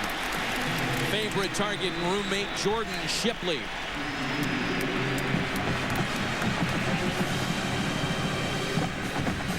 This is how you draw it up offensively. Shipley coming out of the slot. He's going to be here. He's just going to run a crossing route. He's going to get behind the linebackers and in front of the safety, Kurt Coleman. You see how Colt McCoy just slid it right in between the two backers there, right in the hole for the receiver Shipley. He's made those kind of plays all year for Texas. Again, the Longhorns spread the field. Over the middle once again. This time for Quan Cosby, and another Longhorns first down. A 22-yard gain. When the Longhorns stay in hurry-up mode. 1st and 10 from the Ohio State 40. That was the same play they just ran, but to the other side, and this time to Quan Cosby. Identify the zone, Colt McCoy, and throw the crossing route right behind it. McCoy now 13 of 18, 129 passing yards. Fozzie Whitaker has checked in for Obanaya. He split wide at the bottom of your screen. And whistles before the snap. Going to have a false start on the Longhorns. False start, 11 offense, 5-yard penalty, first down. James Kirkendall, the wideout, got a little jumpy. Your Tostitos game summary tonight. The Buckeyes have out-yardaged and out-time of possessioned the Longhorns, something that really hasn't happened very often. In fact, the Longhorns lost the time of possession battle only 3 times during the season. Been a big dose of Beanie Wells from the Buckeyes. He's run for over 90 yards in the half. That one complete over the middle to Brandon Collins. Kurt Coleman on the stop. And that's what I think makes Colt McCoy so good, is identifying what a defense is trying to do and then knowing where his hot route is or his open receiver against him. That time he looked out to his left, saw Laurinaitis was going to come. They had a vertical route going that was going to hold the safety and then ran the slant underneath it with a nice completion. So they get 4 of the penalty yards back. It's 2nd and 11 now from the Buckeyes 41. McCoy has worked with the empty backfield for much of this half. Incomplete, looking for Kirkendall. And we check in on the field with Chris Myers. Matt, he's been called a gym rat of football, and during the frustrating portions of the first half, Colt McCoy working his headset almost like an iPod. Now, his father is here in the stands hoping his son can put a drive together with the family. Drove 13 hours from Graham, Texas to be here for this game. Legend goes, when he was 8 years old, his father a coach in Texas. Young Colt McCoy tugged his dad, said it'd be a good time for a screenplay. His father called the play. It got a first down. That's what his dad said. I knew this kid had a head for the game. Chris, thanks. And if it ain't true, it's great stuff anyway. It's pass complete out to Brandon Collins. They'll be short of the first down as Chimdechekwa had the coverage for the Buckeyes, a gain of 4. That's just outstanding defense. Making McCoy throw it quick and then rallying up with your defenders. He's going to have to unload a short pass. When they're an empty, you simply just send more than they can block. The quarterback's going to have to throw it quick up in front of the defenders. They rallied up and made the tackle. One thing I'm real surprised about is we haven't seen Colt McCoy take off and run with the football today at all. Not once has he taken off and made a play with his legs, which he's been very, very good at doing all year. Going on 4th and 7, the Longhorns keep McCoy in the offense on the field. Texas is 10 of 12 in fourth down conversion attempts this year. And before they try it, they want to think about it. We remind you to stay with us at halftime. Coming up on the Southwest Airlines halftime show, Chris, Eddie, Barry, and Jimmy. You'll have first half analysis and a preview of the FedEx National Championship game. That's the Southwest Airlines halftime show coming up as soon as we go to 0 here in the second quarter. A shockingly low-scoring start to what many folks expected would be a shootout here in the desert. Are you as surprised as I am that Colt McCoy hasn't made plays with his legs? I am, especially when you consider there's about a half dozen plays they have in that are designed runs for McCoy, who is the leading rusher on the Longhorns this year. It's not like Ohio State is just sending 2 and dropping 8 and keeping everybody in front of him to limit his runs. They've tried to dial up the heat, get some pressure on him. There's been some running lanes for him to take off. He just hasn't taken them.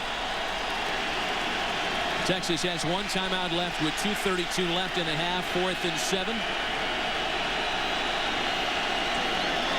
They keep Obadiah back there with McCoy, but here comes the pass rush, and down goes McCoy. Thaddeus Gibson and James Laurinaitis came in untouched.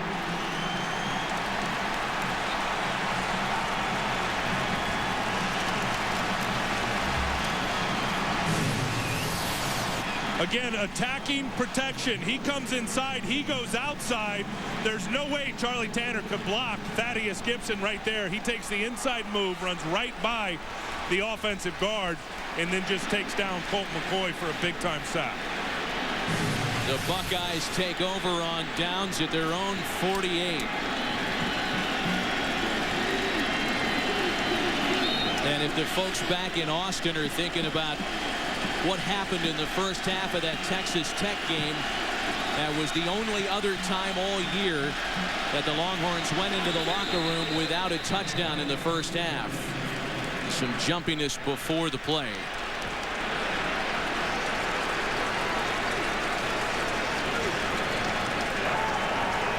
Offside, 99 defense, 5-yard penalty, first down. The senior Roy Miller guilty of the offsides violation. These great overhead shots are brought to you by DirecTV. If you call yourself a sports fan, then you got to get DirecTV. 1st and 5 now for the Buckeyes. Beanie Wells at the back of the eye. Beanie is close to the first down marker on 1st and 5, a pickup of 3. Wells averaging 8.5 yards a carry, 94 yards here in the half.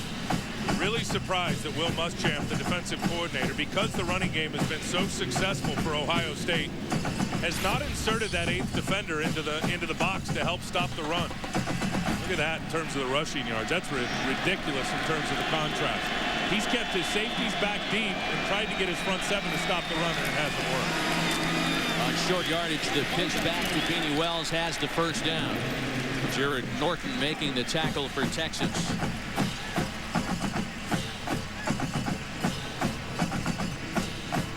Buckeyes have 2 timeouts left. Clock ticking at under a minute 40. You got Beckman back in the game now. And Terrell Pryor still on the field as Beanie Wells comes off on 1st and 10. And you can see it. They're going to split Pryor out wide to the top of your screen. Beckman's 3rd attempt of the game, a long one right down center field. Earl Thomas had pretty good coverage there as they looked for Brian Rubisky. Jim Tressel trying to hit the home run ball here before half. Again, a reminder coming up on the Southwest Airlines halftime show. Chris, Eddie, Barry, and Jimmy have first half analysis. And, of course, a preview of the FedEx National Championship game on Thursday from Miami.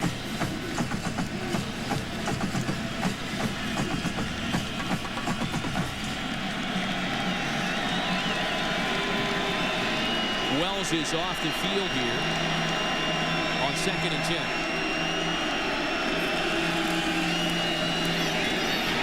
And Pryor spikes it, throwing it away as he felt Henry Melton coming in hard. Melton, the converted tailback. He's a pretty good story, and he's got an uncle, Ray Crockett, that played in the National Football League for a long time. And Ray, I guess, has been telling people for a while that dude's a defensive end. Get him out of the offensive backfield and get him on the line of scrimmage rushing the passer. And he's had pretty good success. Now, he gets a lot of one-on-one opportunities because he's got Brian Arakpo opposite of him, who really commands most of the protection. But early in his career, Henry Melton at Texas actually had 10 touchdowns in one season when he started here with the Longhorns as a running back. Maurice Wells checks into the backfield with the fullback Brandon Smith. Buckeyes 3 of 7 on 3rd down. The pass rush is coming and the pass is incomplete. Blake Gideon, their true freshman safety and son of the coach, got to Terrell Pryor there on the blitz. And really a great call by Muschamp. Watch the center. He turns to the right, so they send the pressure from the backside. They send more than you can block. Maurice Wells, there was no way with his ankle could he get in front of Blake Gideon. And then Terrell Pryor, who had a wide-open Brandon Smith, just makes a bad throw because he's under the pressure. Boy, that's a big stop for the Longhorns after Ohio State took over on downs at midfield. So A.J. Trapasso was on to punt it away. And Jordan Shipley is once again deep for Texas. Shipley signals fair catch inside the 10. Well, it's a long field, 56 seconds and 1 timeout for Texas before halftime. This weekend, the NFC's top 2 seeds are back in action beginning Saturday. The Cardinals take on the Panthers. Then on Sunday, the Eagles and Giants. Coverage begins with America's #1 pregame show. Saturday at 7:30 Eastern, 4:30 Pacific. Sunday at noon Eastern, 9 Pacific in high definition only on Fox. How scary are those Philadelphia Eagles with that defense that they've got just cranked up? Well, Minnesota gave them all they could handle the other day. About the Arizona Cardinals taking care of favored Atlanta here on this field a few days ago. Again, the Longhorns with 1 timeout. The dump off to Ogbonnaya. And Ogbonnaya gets it to the 15. Chris Ogbonnaya has just made his 43rd reception, setting a Personal record foul, for running backs. roughing the passer, number 90 on the defense, illegal contact to the helmet, 15-yard penalty, 1st down. Thaddeus Gibson flagged for the blow to the helmet. There he is there running around Ulatowski, and no question put the forearm right to the face mask of Colt McCoy, and it's the old forearm shiver right to the grill. They're calling that. That means a net gain of 21 yards after the penalty. McCoy deep single coverage. Chris Ogbonnaya breaks it into Buckeye territory. Back-to-back receptions for the tailback. That last one, a big one, a gain of 37 yards. Well, and he's very versatile. He's just going to run the takeoff route right here and just go by Chimdi Chekwa. You see that little stutter right there? That forced Chekwa to stop his feet. Then he turned back on the jets, did Ogbonnaya to get a little gap of separation to come down with the catch. Fozzie Whitaker on for Ogbonnaya. That one complete over the middle of Quan Cosby, who breaks a tackle. And they'll mark him down right at the 1st down marker. 22 seconds remaining in the half, and this is this offense that the folks in Austin have been used to watching all year. Yeah, one big pop down the sideline, the hurry-up offense. McCoy gets right back to the line of scrimmage, diagnoses a linebacker blitz with Freeman coming, and picks the slant route right behind his back. Again, the yellow line is unofficial. If you believe the spot, it looks like the Longhorns have enough for the first down. Indeed.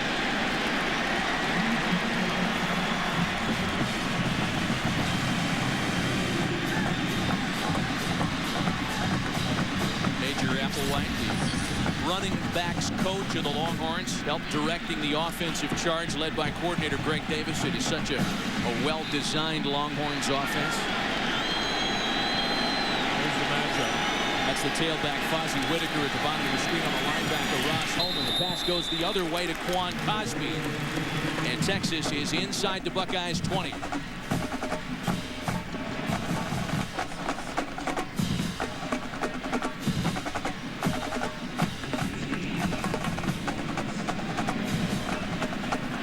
So Cosby gets out of bounds at the 18. It brings up a 2nd and 5. Again, Texas has a timeout left.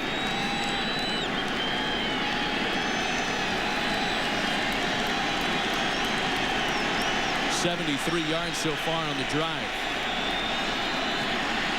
McCoy rolling left. Finds Shipley.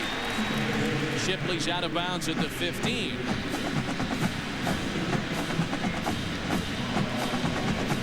We talked about the potential that both Quan Cosby and Jordan Shipley had today in becoming the first set of Longhorns teammates to each go over 1,000 receiving yards. And that has happened here in the moments prior to halftime. McCoy told us, Colt the other day told us that he you know, most guys only have one. He goes, I genuinely have 2 #1 wide receivers in Shipley and Quan Cosby. 3rd and short. For the end zone, intercepted. Anderson Russell. The junior from Atlanta stepped in front of a floater intended for Cosby, and that's where the Longhorn drive dies.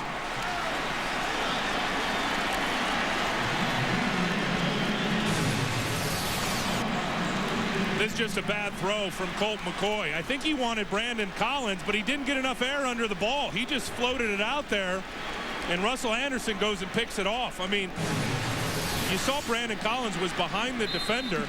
That's just a bad throw from the quarterback. He completely underthrew that football, which allowed the safety to undercut it. Boy, at the start of the game, Colt McCoy had thrown 19 touchdowns and only 1 interception in the red zone this year. That 2nd pick of the season in the red zone. That is the end of the 2nd quarter. As we go to halftime without seeing a touchdown in the first half. 6-3 Ohio State. Stay tuned for the Southwest Airlines halftime report after these messages and a word from your local Fox station. Welcome to the Southwest Airlines halftime show on Fox. Well, the Heisman runner-up Colt McCoy, he's been running for his life throughout the first half. And here the terrible decision to just throw it up there. Anderson Russell with the pick to preserve Ohio State's 6-3 lead at the Tostitos Fiesta Bowl. Welcome back inside our LA-based studios. Chris Rose, Eddie George, Barry Switzer, Jimmy Johnson, and Eddie George is all smiles. No, I'm not smiling. It's okay. It's all right. You went there. You won a Heisman. I'm here to give analysis. You're just happy you didn't have to change ties. Eddie, now, it's early in the ball game. It's early. It's early. Okay. I'm glad that we don't have to turn the sets on right now. But your man, Beanie Wells, who dogged you a little bit in the pregame show, actually showing up here. Yeah, I said earlier in the telecast that Beanie Wells had to play big, and he is doing that. You know, the offensive line is opening. They're opening holes for Beanie Wells, and he's attacking it. And you'll see here why he's one of the best backs in the country. He takes the play off the tackle. He's going downfield with the big stiff arm, finished off the run really strong. And here, he's using the passing game, and he's making another big run. Prior to tonight, Texas, they've only allowed 10 runs of 20 yards or more. Tonight, they're giving up 3, and here's one of the 3.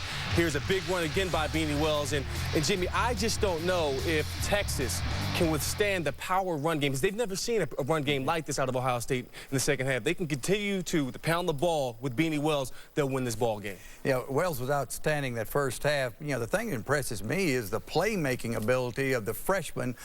Terrell Pryor. You know, he has the ability to make something out of nothing. You know, even when the pass rush gets to him, he can avoid the pass rush, and here he runs down the field, ends up picking up a first down. And, you know, here Texas has got plenty of pressure on him, but he is so smooth. He makes great decisions. He avoids the tacklers, and he makes the first down. You know, Todd Beckman's played a few plays, but I think the real threat is Terrell Pryor. Hey, I don't know if the Ohio State fans are surprised by the score, but I guarantee you the Texas fans are. This is only second time in 12 ball games that they have not scored a touchdown. I'm telling you. And Colts' numbers aren't that bad, but they haven't thrown the ball downfield, had made the plays downfield. Ball control by Ohio State has kept the ball away from them. And I tell you what, Colt hasn't thrown a ball like the one he threw for the interception since he was in Tuscola High School. I promise you. If he did one then, I've never seen a throw like that from a guy like him. By the way, Barry, the only other time they were held without a touchdown in the first half was the only loss of the year, and that was at Texas Tech. All right, guys, our week of college football concludes on Thursday night with the FedEx BCS National Championship. Number 1, Oklahoma. Number 2, Florida. With a preview, here's the man who will call the game, Tom Brenneman, down in Miami. Chris, thank you very much. Two of the blue blood programs in all of college football collide in the FedEx BCS National Championship game here on Fox less than 72 hours from now. Florida gunning for its 3rd national championship, Oklahoma its 8th. We have the last 2 Heisman Trophy winners. Tim Tebow, the quarterback of the Gators, this year's winner, Sam Bradford of Oklahoma. If you like scoring, the Sooners average over 50 points per game. Florida averages 45 points per game. One key injury note, Florida's All-American Percy Harvin did not play in the SEC championship game with a bad ankle. He stayed in Gainesville during the Christmas break and has been pronounced fit and 100% for the game here on Thursday. Our coverage starts 7:30 Eastern, 4:30 Pacific here on Fox. Thank you, Tom. 3 field goals so far at the Tostitos Fiesta Bowl. Ohio State 6, Texas 3. When we come back, you'll hear from both bands after this. Welcome back to the Southwest Airlines halftime show. Ohio State leads Texas 6-3 at the Tostitos Fiesta Bowl. Time right now to enjoy the best damn band in the land.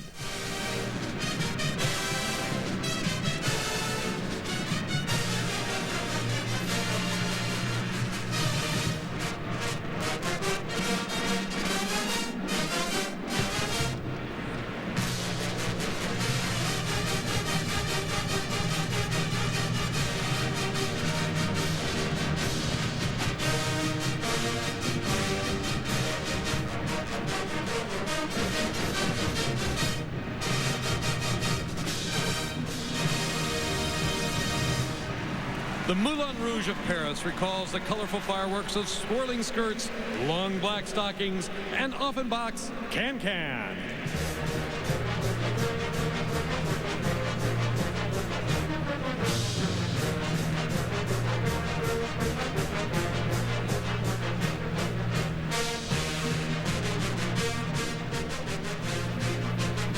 Coming up, the band from Texas, plus more analysis right after this. That guy's got skills. We continue on with the Southwest Airlines halftime show.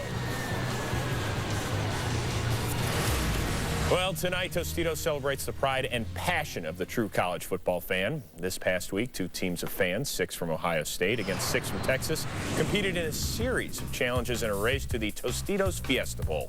5 challenges in a cross-country race, each bringing them closer to their goal of earning their schools up to $250,000 in scholarships. The race to the ball starts in New York City. Here in the heart of Texas, Ohio. Competing for $100,000 scholarship. Charlie Gray. Fight, fight, fight. Tostitos is all about bringing good friends together to share memorable experiences. We lost the fight song challenge in New York, but that's okay. We're going to face paint till our hands fall off. Texas fans are out supporting us. We have tons of people coming in. We've been busy all day. Go, come on! The Race to the Bowl provides a perfect way to do just that and celebrate the passion of these fans. We've already bonded so much on this trip. I think we've been overthinking things a bit, so we're going to come up, have fun, and take one home. Here we go again. Ohio State! We knew we had to pull off a win in this one.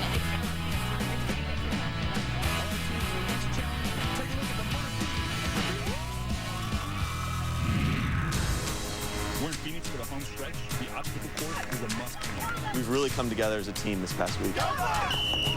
Just because we're ahead doesn't mean anything. We need to give it our all. It's do or die time for Ohio State. At this point, it's up for grabs. Now it's going to be a race to the finish line.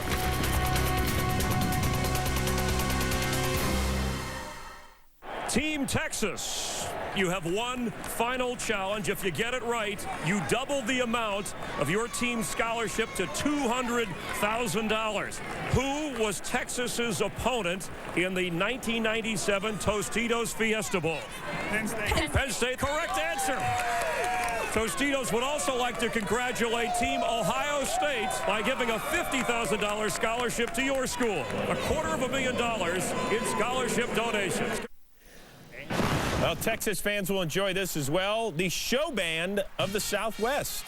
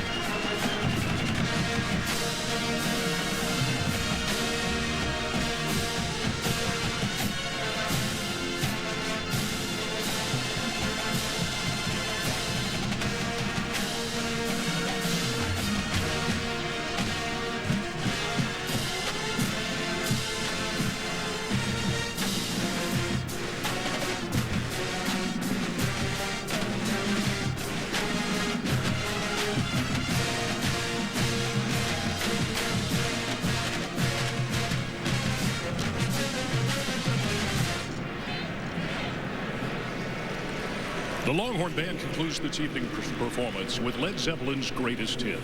Released in 1971, this rock and roll masterpiece is the most requested and most played song on FM radio in the United States, despite having never been released as a single.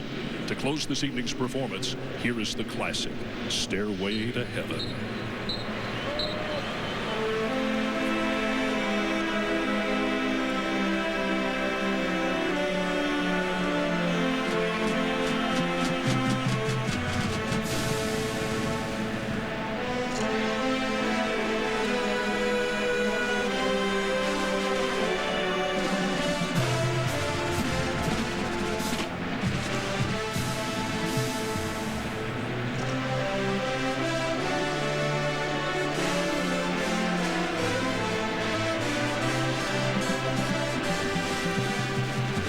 Second half kickoff coming your way right after this.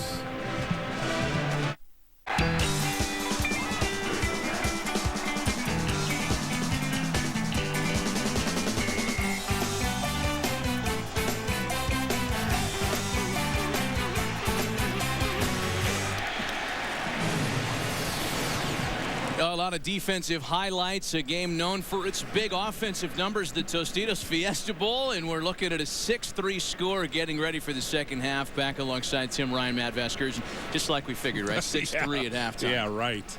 I'll tell you, Beanie Wells has had a terrific first half. He's 4 yards short of 100 yards, and I think it's exactly what Ohio State wanted to do. They wanted to own the line of scrimmage, and they have against Texas. And you see Beanie Wells carrying safeties down the field. He's had some very good running lanes to run through because his offensive line and his tight ends have provided some big holes and some nice creases for him. So if I'm Texas defensively, I do a couple of things if I'm Will Muschamp, the defensive coordinator. I'm going to think long and hard about inserting an extra safety up into the box to at least have 8 defenders in the box to to help defend that run, especially when there's a fullback on the field. And then they've got to figure out some type of way, whether it be Sergio Kendall or one of their athletes on defense, to spy Terrell Pryor, because he has made some big plays with his legs in the first half of the football game. Pryor has kept things going offensively as we're ready to kick things away.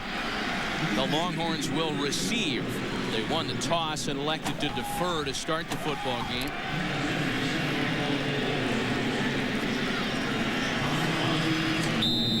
It's a frustrated Mac Brown. Well, he should be frustrated. His team hasn't showed up in the first half of this football game. This is a club that averages 44 points a game. To walk in after 30 minutes of football with 3 on the board, that's not going to get it done. Aaron Petrie ready to kick off the second half. Shipley drops himself. Tripwire got him in the end zone. It'll be 1st and 10 from the 20 for the Longhorns as we check in on the field with Laura Oakman. Thank you, Matt. I want to start with some good news. The status of Sean Lane, who we saw carted off the field in the first half. He has been taken to the hospital, but strictly as a precautionary measure. He is moving both arms, both legs. He was never unconscious. That's good news. I also talked to Jim Tressel, who said, we have to fight like crazy. He gathered his guys in the tunnel, and he said, we have 30 minutes. We need to play like we have never played before. It is going to come down to the last play. Matt? Well, a lot closer, certainly, and a lot lower scoring than any of the experts had this one through a half. Laura, thanks. 1st and 10 for the Longhorns. As the second half is underway, Fozzie Whitaker's the back with McCoy. He takes the handoff across the 20 and gains a couple before being stopped. Let's check in down on the field with Chris Myers. Matt, there's a lot of hollering coming out of the Texas locker room, and it wasn't celebrating at halftime. Mac Brown said he wasn't surprised by the score. Defensively, they've got to stop Pryor from making plays with his legs. Offensively, they've had some run plays called for Colt McCoy, but the Ohio State defense has taken it away, that option. We expect to see more of that. Mac says we have to run the ball inside and keep the ball longer, sustain some drives. He told Colt after the interception, don't worry about that. You've made a lot of throws that have been successful for us all year long. Keep firing. Chris thanks. The second down pass incomplete, brings up a 3rd and 8. I'll tell you what they've done defensively, Ohio State, on Colt McCoy to not allow him to get those runs, is they've done a good job of spying him with secondary contained linebackers, whether it be Marcus Freeman or James Laurinaitis. They've always had a guy in his face when he rolls outside of the pocket. Longhorns 3 of 8 on 3rd down in the first half. They convert on their first chance here in the second half. James Kirkendall has put together a big evening. A 9-yard gain and a 1st down for the Longhorns.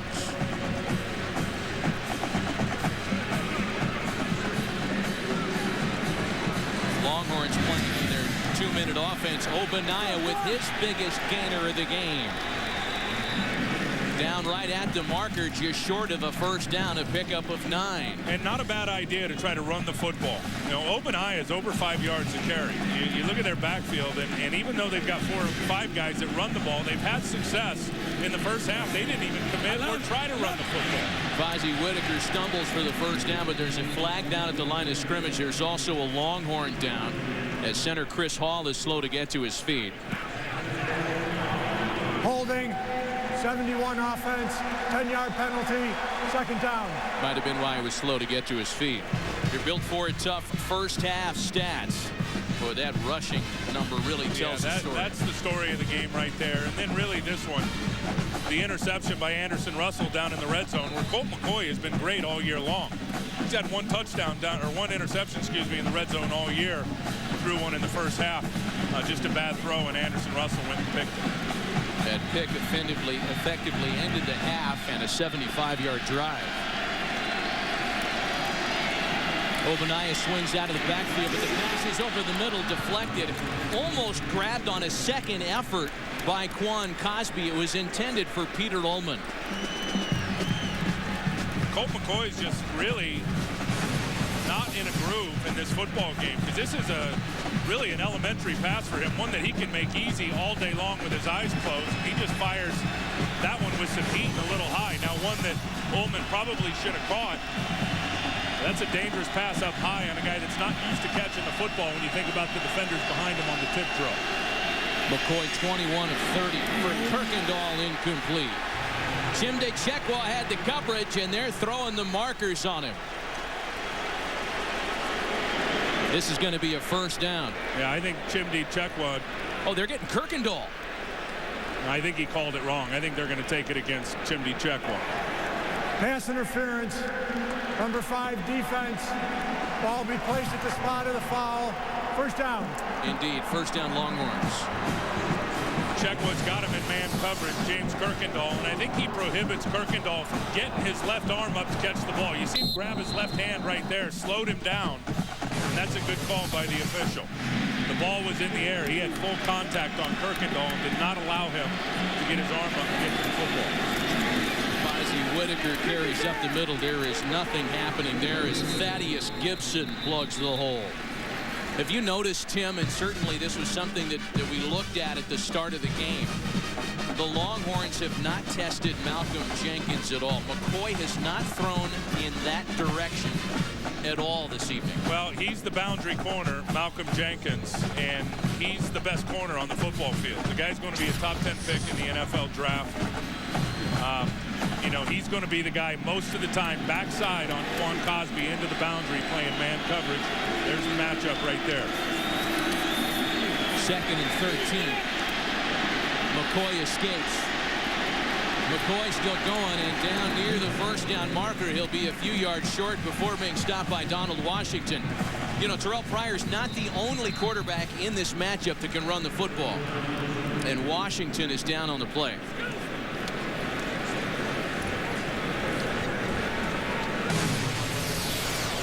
Here's the replay. There's Laurinaitis, who's covering the tight end on the little stick route. As the tight end kicks back out, he just basically runs interference on Laurinaitis. Does a good job, really, screening off 2 guys. Laurinaitis, then Donald Washington, to buy Colt McCoy some extra yards.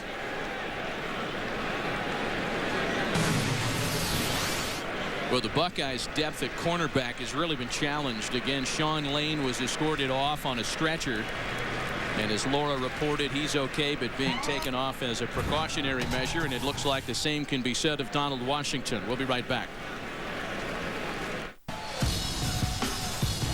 The Tostitos Fiesta Bowl on Fox is sponsored by Southwest Airlines. Low fares, no hidden fees. By the new AT&T Your World Delivered. And by My Bloody Valentine 3D in theaters January 16th.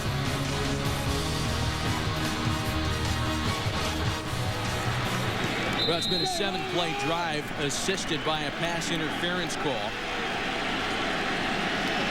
3rd and a yard on the Buckeyes 46 for Colt McCoy and the Longhorns. The short yardage specialist Cody Johnson, the Redford shirt freshman, is checked in. Johnson carries. He drags Laurinaitis with him, but he'll be short of the first down. They are all over this running game today. Ohio State on defense. This is going to be a run blitz. Watch the left side of your screen. Laurinaitis is going to come right down inside, knife his body up under Charlie Tanner, the offensive guard, and hit that little gut play before it could even get started. They have done a nice job defensively. Anytime Texas has tried to run the football for the most part, and they haven't tried a lot, with the exception of one play, Ohio State defensively have been all over it. James Laurinaitis, one of the most highly decorated linebackers in the rich linebacking history of the Ohio State Buckeyes, as the fake on 4th and short might fall just short. We'll see where they mark it. The Longhorns are acting as though they've got the first down. Yeah, I think he does have it. It's right on the 45-yard line, and looks like the first down stick is right there on the 45-yard line, too. I think this is going to be a first down for Texas.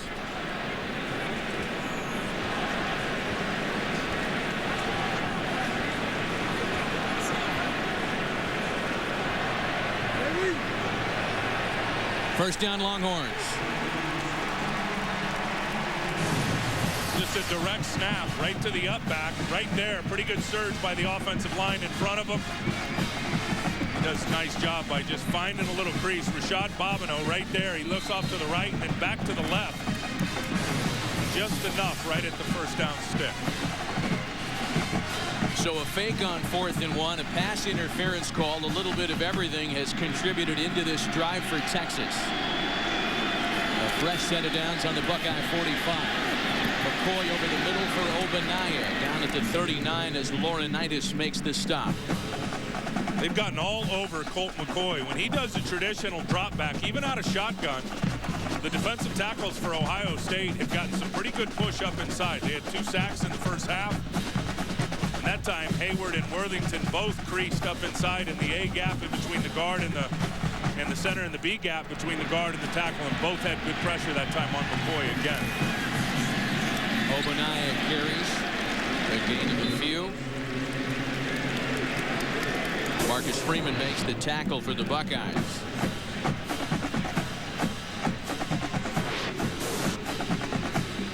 The 12th play of the drive coming up.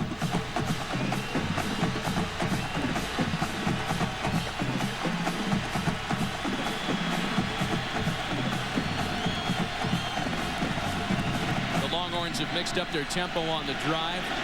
Hurry up, no huddle.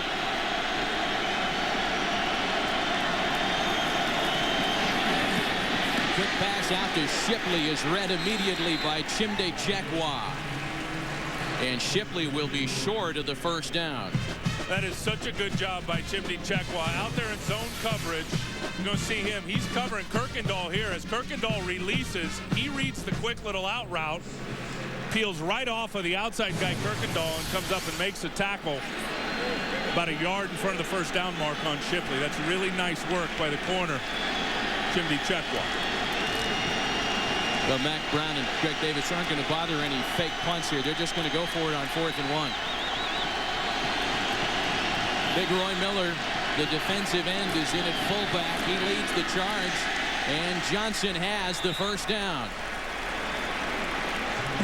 Let's check in with Laura Oakman.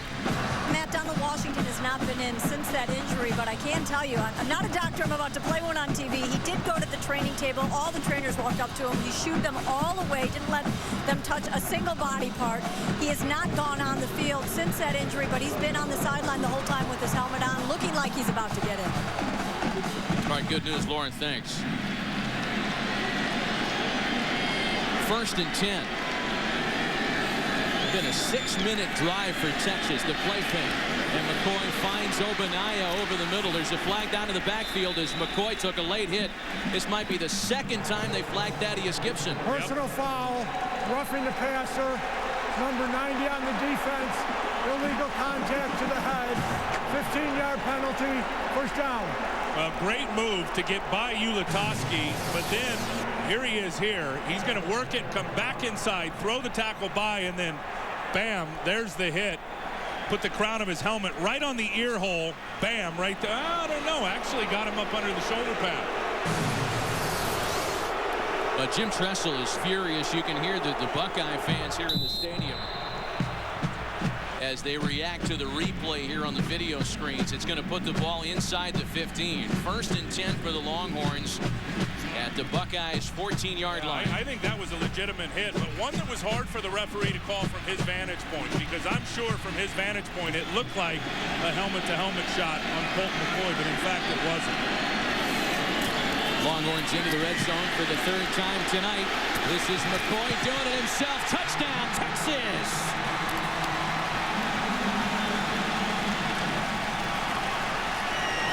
Colt McCoy did a nifty dance step to get around Malcolm Jenkins and scores his 100th career touchdown.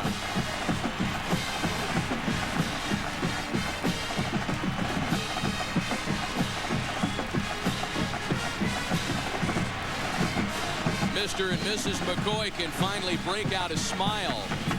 And that was one of those called runs for Colt McCoy, and really picked up some good blocks along the way that helped bring him for the touchdown. Hunter Lawrence finishes off a long touchdown drive. There's a flag down to the PAT. Holding 56 on the kicking team, 10-yard penalty, replay the try. Going to have to kick it again to try to make this a 10-6 game. Here's the touchdown, and watch the first block he gets from his running back.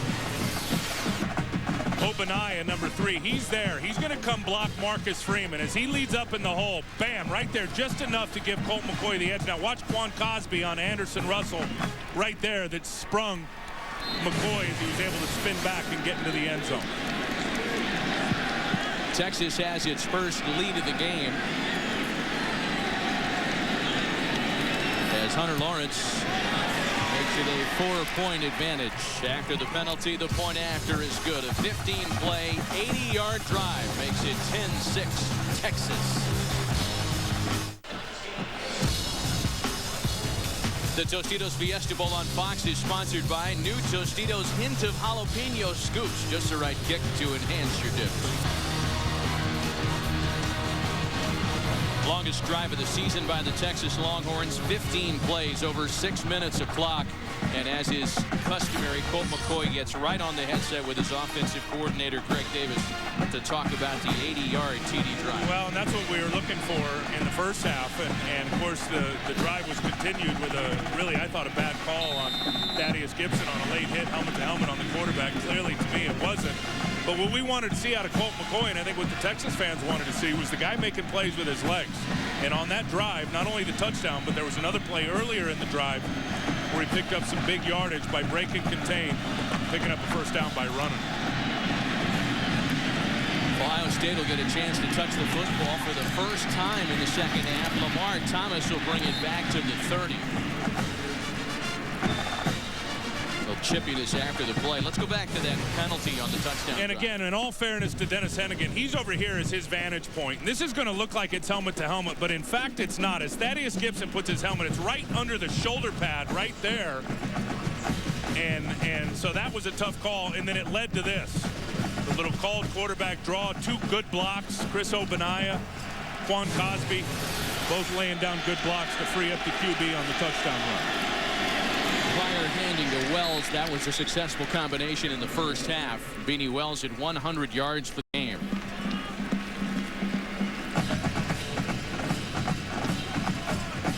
Well, Thaddeus Gibson's been flagged twice. And then that very next play, Colt McCoy breaks it for the touchdown run. By the way, only the 7th rushing touchdown allowed by the Buckeyes defense this year.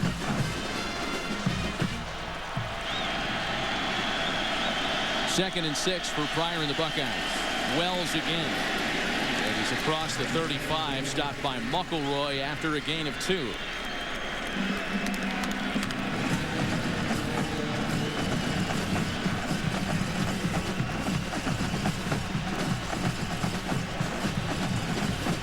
I'll tell you, there has not been a lot through the air for Ohio State. It's been Beanie Wells, as we said at halftime, and Terrell Pryor running the football. Pryor right now in this game, he's only attempted 10 passes. He's completed 4 of them for 50 yards. Buckeyes are 3 of 8 on 3rd down so far.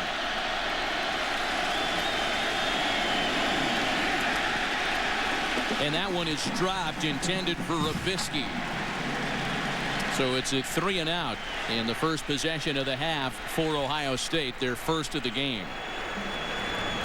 Our Taco Bell impact players today. Chris Wells, Beanie had rushed for over 100 after that last drive. And Colt McCoy with 220 yards through the air. He did throw the pick prior to halftime intermission.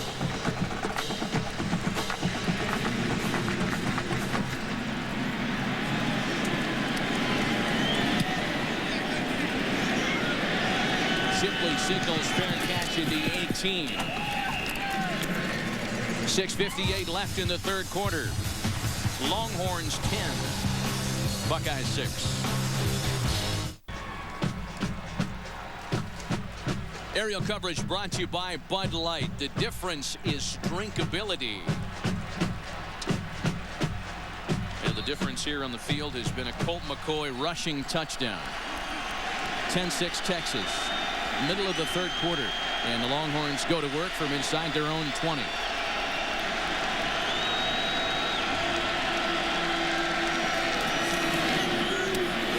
quick pass out to Quan Cosby, who again gets around Chimde Chekwa. Cosby nearing 100 receiving yards. I think Mac Brown is hoping his team has found an edge. I know coming into this game, as he told us, he was worried about his team not having an edge. He said usually the team that wants to be here more and wants to be here the most wins the most. He was worried about his football team against Ohio State, just with the dynamics of both of them being in this game. that maybe Ohio State wanted to be here more and would have more of an edge. I think his team is starting to find their edge here in the second half. Texas offense starting to function on its customary high level. A 17-yard pickup to Jordan Shipley.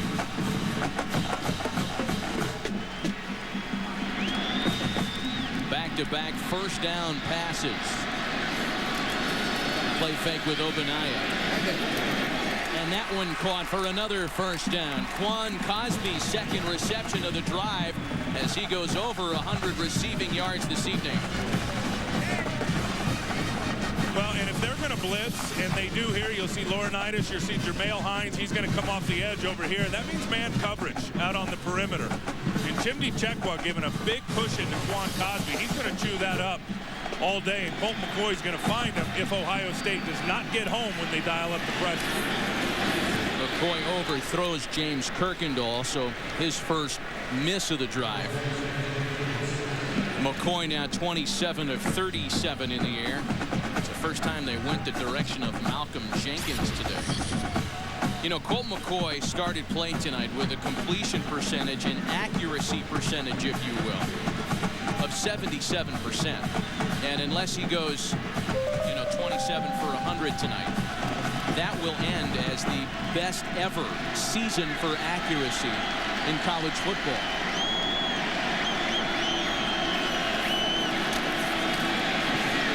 Backpedaling, and he gets rid of it just in time to avoid what would have been a loss of 20 yards. Big Rob Rose penetrated. Nathan Williams, the freshman, was there, and we've got a flag. It's going to be intentional grounding. Number 12 offense. Lost it down at the spot of the foul. Third down. It took a little while for that flag to fly in, but McCoy guilty of the grounding penalty. Yeah, and it's Rob Rose from this side, Nathan Williams from this side. There's the tackle box right there. He's right on the edge. Does the ball get back to the line of scrimmage? I don't think it did. That's a good call with intentional grounding. But the pressure coming right off the edges, the wide rushers, yeah, that didn't even get close to the line of scrimmage with Nathan Williams and Rob Rose.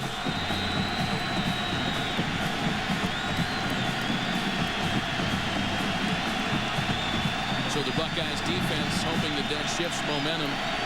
Play clock ticking down on third and very long. They'll just try to get it out of trouble with Ogbonnaya, but he ends up losing more yardage as the freshman Nathan Williams gets around the edge again.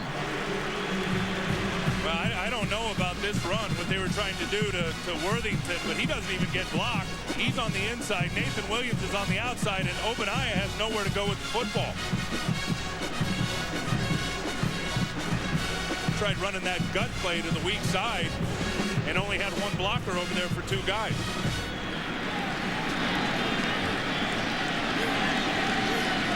So the end of that drive, one that looked like it was in pretty good shape, loses 26 yards in two plays, and Ray Small fields a line drive punt.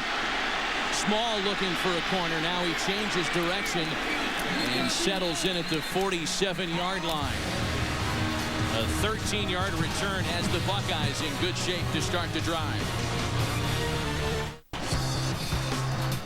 Tonight's game on Fox is sponsored by BCSRoadTrip.com. Enter for a chance to win tickets to the FedEx BCS National Championship and the all-new 09 Ford F-150. By Sprint, join the Now Network. And by Jordan, become legendary. I'd imagine that guy's a legend back in Columbus. If not in his own mind, then someplace. Terrell Pryor begins this drive for the Buckeyes in the best starting field position that either team has enjoyed so far. Maurice Wells in the backfield with him. As that pass is dropped, Dane Sonsenbacher couldn't hang on as we check in with Chris Myers. And the two freshman safety for Texas, Earl Thomas and Blake Gideon, playing well tonight. Remember, the country saw those title-altering moments against Texas Tech. Gideon missing an interception opportunity towards the end. Eric Crabtree, a missed grab on him by Thomas that allowed the game-winning touchdown. They said it's part of their job to forget plays like that, but what was impressive was how their teammates reacted towards them. They said it helped them grow up. Said you always know people have your back. They showed it, and tonight they wouldn't be the players they were until that incident and experiencing that incident. Chris thanks as Pryor keeps it, and nobody bought the fake. Henry Melton was there to jam him out of bounds, a loss of 4. Well, and that's a read from the quarterback. He's going to stick it in the belly of Chris Wells, and if this guy stays upfield, he should hand it off. And that's exactly what he does. He does not crash down, that being Henry Melton. And Pryor decides he's going to keep it and try to run it around the corner, and Melton is right there to push him out of bounds for a tackle for loss. But that's his read. He's running that gut play. He sticks it in the belly. And if the DN crashes, he keeps it. If the DN stays upfield, he should hand it off. That time he did it wrong. This is Beanie Wells. He gets back to the original line of scrimmage. Lamar Houston makes the stop after a 3-yard gain. And for the second time in as many second-half possessions, the Buckeyes go 3 and out.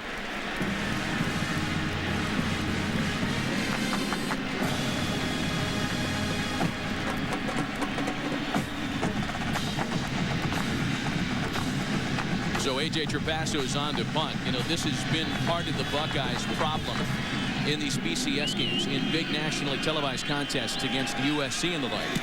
The offense going south after halftime. Jordan Shipley calls for the fair catch. Longhorns will take it at the 15, and we'll be right back. Somebody get a drool rag for Bevo. Come on now. Big lunger coming out of his nose. 1st and 10 for the Longhorns. McCoy out of the shotgun. First down, Texas. Again, it's Quan Cosby. Boy, Cosby is enjoying a fantastic night. A gain of 15. Well, he and Colt McCoy are the #1 tandem in UT history when you talk about quarterback to wide receiver and all the hookups and all the completions from McCoy to Quan Cosby. Cosby turned 26 in December. He's got a family. He is on a different level of maturity in his athletic career than a lot of the players on the field. This is Obadiah now, running between the tackles and crashing forward for a gain of 8 before being stopped by Kirk Coleman and Ross Holman.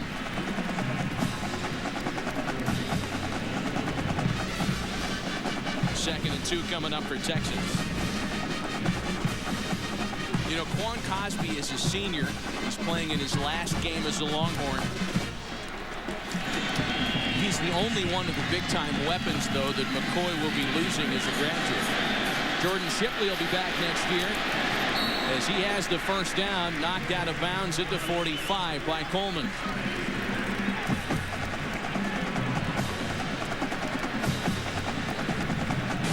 Good job of reading the blocks by Jordan Shipley. He's going to be in the inside slot, the inside guy in the slot. There's actually 2 out there, and he's going to read the block right there by Brandon Collins and then by Kirkendall.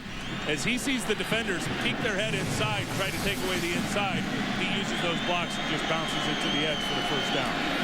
Empty backfield here on 1st and 10. Shipley again left all by himself in the middle of the field. He makes a move and trips at the 35. That's the second time tonight that Jordan Shipley has tripped. This time it comes after a gain of 20. And there was a break in coverage here for Ohio State. They took 2 defenders right here with the inside guy. See them both go there? Shipley left wide open for a big one against the defense. And the hurry-up offense, this time it's Fozzie Whitaker taking it inside the 30-yard line. The redshirt freshman out of Houston who was slowed earlier this season with knee injuries. And the guy offensive coordinator Greg Davis calls his best all-purpose back. Flags down. Whitaker again for the first down if it sticks. Well, Nathan Williams couldn't get off the field. This hurry-up offense has really stressed out Ohio State defensively. He was still in the field of play when they snapped the football.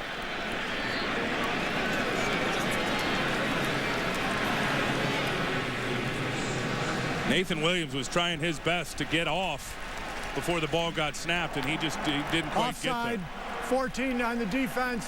Penalty is declined. First down. These great overhead shots brought to you once again by DirecTV. If you call yourself a sports fan, then you got to get DirecTV. So it has once again been a penalty-assisted drive put together by the Longhorns.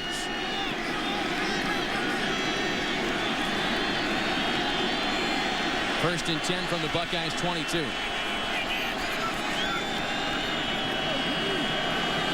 McCoy doing his best. Matt Hasselbeck getting in and out of the play. He runs the option look and pitches it off. Obanaya has another Longhorns first down. This is the Texas offense that terrorized the Big 12 all season. Yeah, this high tempo is a problem right now for Ohio State defensively. Those guys are breathing hard. They're running everything out on the perimeter. And you can see a lot of hands on the hips and guys dragging to get up and get ready for the next snap. Obanaya is inside the 10 this time. So it brings up a second and goal. They're not even getting lined up. They're not even getting down in their stance. And I think they were in the neutral zone that time. You got a flag on the field. Touchdown, Texas. I think Thaddeus Gibson was in the neutral zone, Matt. That's going to stick. Gibson was running across the line of scrimmage trying to get into his stance. 90 defense. Penalty is declined. And you said it, Tim. The high tempo has given Jim Tressel and Jim Haycock and the defense of the Buckeyes all kinds of trouble here in the second half. Here's the penalty, Thaddeus Gibson. You see right there, he is in the neutral zone when the ball is snapped. Going to roll out to the right. Shipley's going to angle route right at the end zone at the inside, and then the other receiver comes to the outside and does a crossing route to the back of the end zone for the hookup touchdown. 2 3-and-outs for the Buckeyes. 2 long touchdown drives this half for the Longhorns.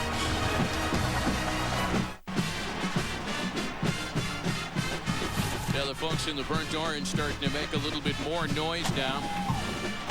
With a minute 4 left here in the third quarter, Quan Cosby has enjoyed a huge Tostitos Fiesta Bowl. 10 receptions, a career high in what is his final game in a Longhorns uniform. Just a great job of just drawing up that play. Shipley going one way into the end zone. Cosby coming back from the other side on the crossing route. Ohio State was lost on defense. Back-to-back long touchdown drives here in the third quarter for the Longhorns. This is Lamar Thomas to take the kick back from inside the 5. And Thomas is down at the 26-yard line. Colt McCoy having a big half, and he's a candidate for the AT&T All-America Player of the Year award. To vote for Colt McCoy, text your vote to 51234 on your AT&T wireless phone, or go to foxallamerica.com. You could win a trip to next year's national championship game. Look at Graham Harrell's the only kid that wore a suit and tie for that shot. That's got to be good for a couple of votes. Inside of a minute left here in the third quarter. And now the true freshman quarterback, Terrell Pryor, down by a couple of scores. Pryor decides to keep. And he's forced out of bounds at the 32 by Roderick McElroy, a gain of 5. And they're going to have to continue to do that, I think, with McElroy to spy him. And I think Will Muschamp, the defensive coordinator, knowing what Terrell Pryor was able to do to him in the first half with his legs, has taken one of his defenders and said, you're going to spy. You're going to sit right in the hole. You're going to watch number 2, and you're going to mirror him. And whichever way he goes, you run with him to keep him from picking up a big gain with his legs.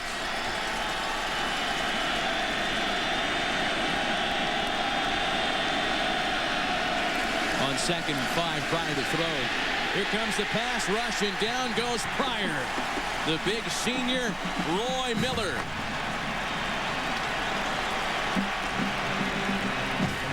The second time tonight that the Longhorns have gotten to Pryor. What a great get-off by Roy Miller. They turned the protection one way, and they turned away from him, and Jimmy Cordell, the left guard, just had no chance. By the time Jim Cordell got out of his stance and tried to turn on Roy Miller, Miller was already by him and accelerating to the quarterback for the sack. We're going to the fourth quarter. At the end of 3, 17-6 Texas. Will return after this break and a word from your local Fox station. It's a 3rd and long for the Buckeyes. It'll open the fourth quarter. They've got both quarterbacks on the field. Terrell Pryor split wide at the bottom of your screen. Todd Beckman out of the shotgun. He feels the heat and throws the deep ball. Robisky lays out and makes the grab.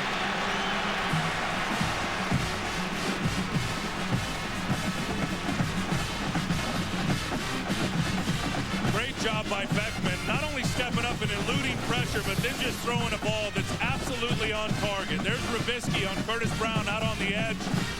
He's going to have the other safety now that's going to peel and try to get off of him, and then watch Rubisky just lay out for that football and come down with it. That is a huge play for Ohio State, who have really been limited in the third quarter here in terms of picking up yards offensively. That was a terrific throw from Beckman. And Beckman stays at quarterback. Pryor at the top of your screen. The pass goes in the other direction. Incomplete for Sonsenbacher. Well, the son of the Atlanta Falcons wide receiver coach doing it just like Dad taught him. Well, and I think Brian Rubisky is a lot faster than people give him credit for. You can see that he's got very sure hands right there. He's a good route runner.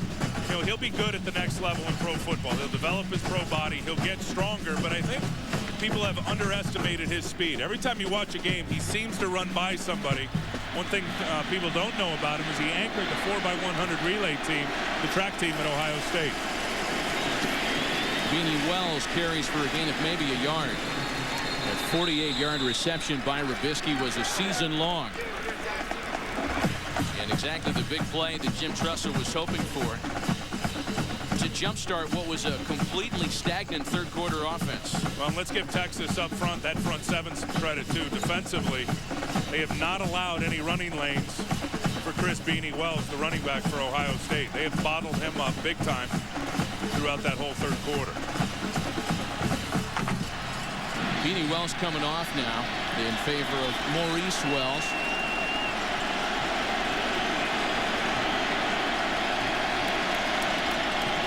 Another big third down here. Pryor keeps it and throws, almost intercepted. You know, Earl Thomas is pleased with himself for knocking that one away, but that's a ball that should have been picked. Terrell Pryor makes a nifty move to get out of the way of the defenders. He could have taken off and run that for 10 yards. Instead, he tried to force it into Rubisky, who was well covered and just didn't put enough air under the football.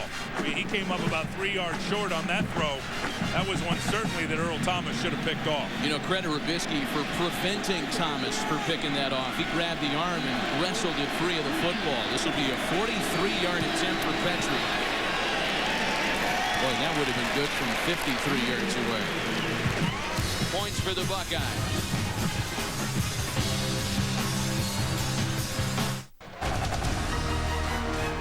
The Tostitos Fiesta Bowl on Fox is sponsored by FedEx. We understand you need to save money. FedEx Ground.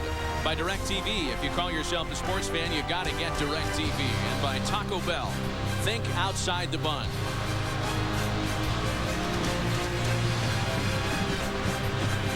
Tostitos Fiesta Bowl trophy on the line tonight, along with some significant dents in recruiting and preseason rankings, among the other things up for grabs.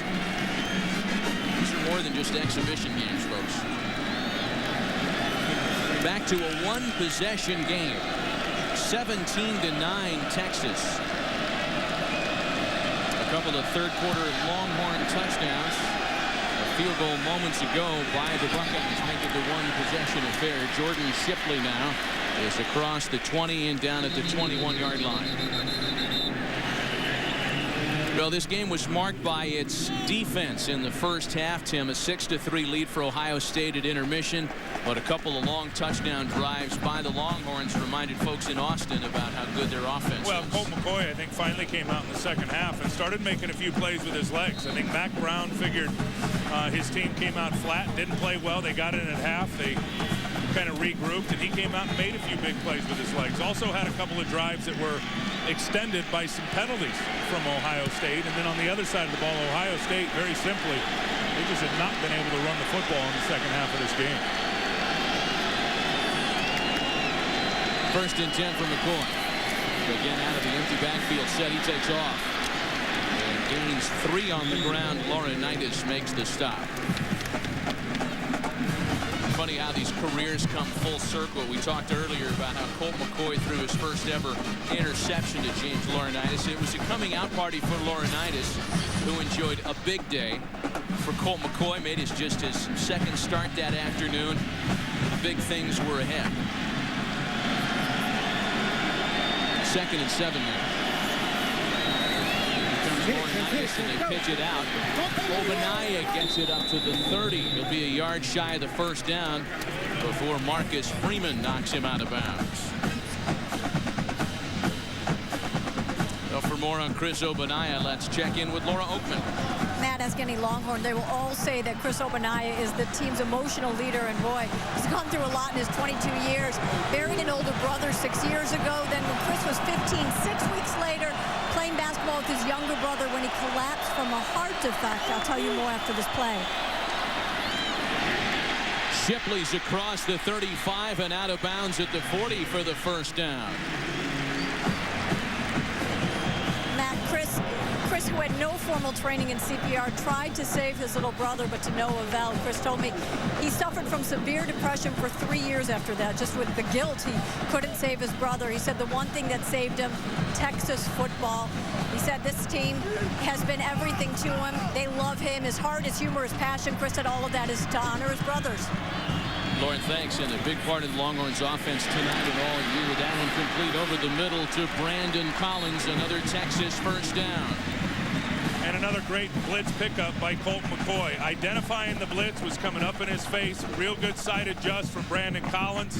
Laurinaitis was coming on a blitz from the left side of the offense, right side of the defense. Brandon Collins read it. So did the quarterback. Ran a slant route for a first down. They got these guys completely off balance right now. Fozzie Whitaker tackled just short of the first down marker. They're checking out Donald Washington, who injured himself earlier in the game.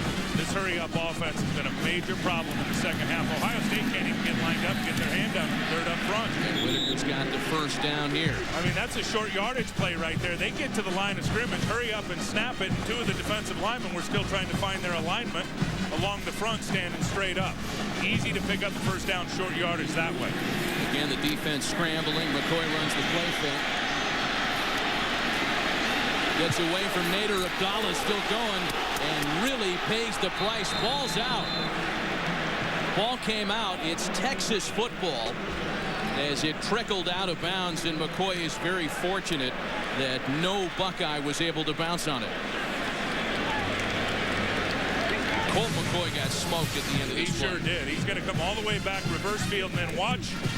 Oh, yeah, it was Hayward right there who hit him, and then McCoy trying to unload the ball. Worthington hits him right there. And then Malcolm Jenkins comes up and delivers the final hit on Colt McCoy, and that ball went out of bounds. After all that, a loss of 8, 2nd and 18 now for the Horns. Play clock's ticking. And Colt just gets it snapped. Or does he? No, the Longhorns are going to spend a timeout. Timeout, Texas. First timeout of the half. Their first of the half.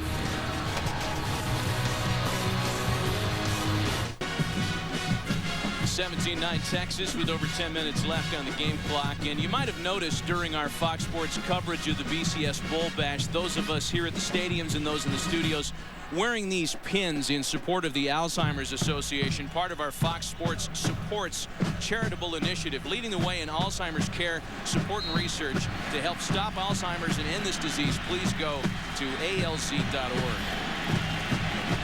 2nd and 18 coming up for the Longhorns after Mack Brown spent Texas's first time out of the half. McCoy with the deep ball, single man coverage in the corner. Does he make the catch inbounds? No, Malcolm Williams is out of bounds. Well defended by Malcolm Jenkins. Looked like Malcolm Williams actually had a step or two on Malcolm Jenkins, but it's just not a good throw. It's behind him and it's outside. Let's see if he comes down. Yeah, he looked like he was out of bounds when he came down with the catch. That's not a great throw because Malcolm Williams had Malcolm Jenkins beat on that takeoff route down the sideline. Texas 5 of 13 on third down, as you see in the top right-hand corner of your screen. A 3rd and long. 3rd and 18. McCoy scrambling. Thaddeus Gibson misses him. Colt directing traffic and finally throws it away.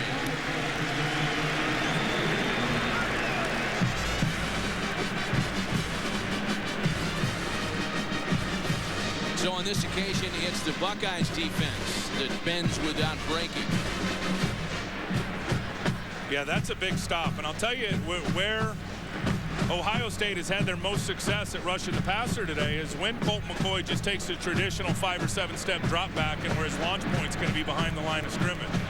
Where they've had trouble and where Texas has had success, especially here in the second half, is moving the pocket, rolling Colt McCoy out by design one way or another, letting him have the run pass option read. The rugby-style freshman punter Justin Tucker rolls a slow baby bouncy up the middle. It'll be downed as a touchback.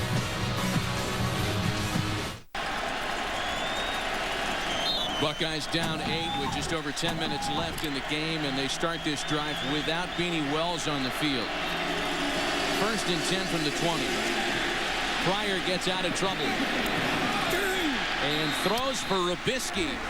Robisky makes another wonderfully acrobatic catch for a first down. How did he hang on to that football? A gain of 16. What a great play by Brian Robisky. Never giving up on it. You're going to see him here. He's going to get behind the corner.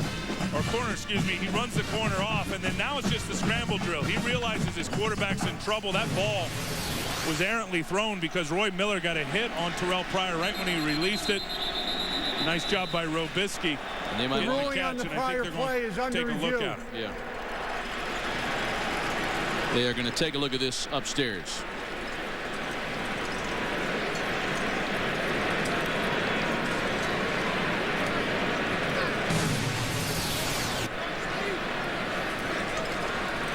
That's a catch, folks. Looks like a catch to me. And a doozy, Judge.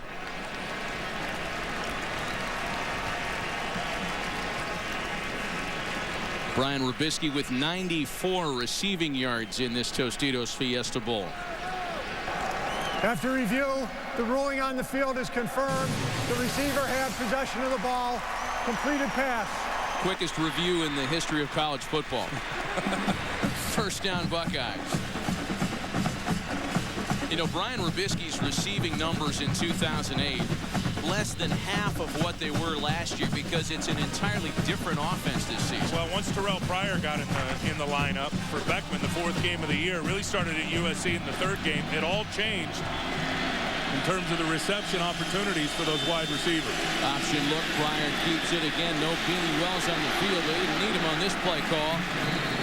Into Longhorn territory, first down Buckeyes. And speaking of no Beanie, let's check in with Laura Oakman. You guys are definitely not the only ones wondering where he is. Every teammate keeps walking up to him as he's sitting here on the bench going, what's wrong? Are you coming in? Just talked to Ohio State's trainer. Right now he is out. He took a shot to the head, said they are watching him, they are monitoring him, and pretty much series to series making a call on if he's ready to go back in or not. Lauren, thanks. Just 4 carries for 10 yards this half as compared to the 96-yard opening half for him. So it's Boone Heron in the backfield.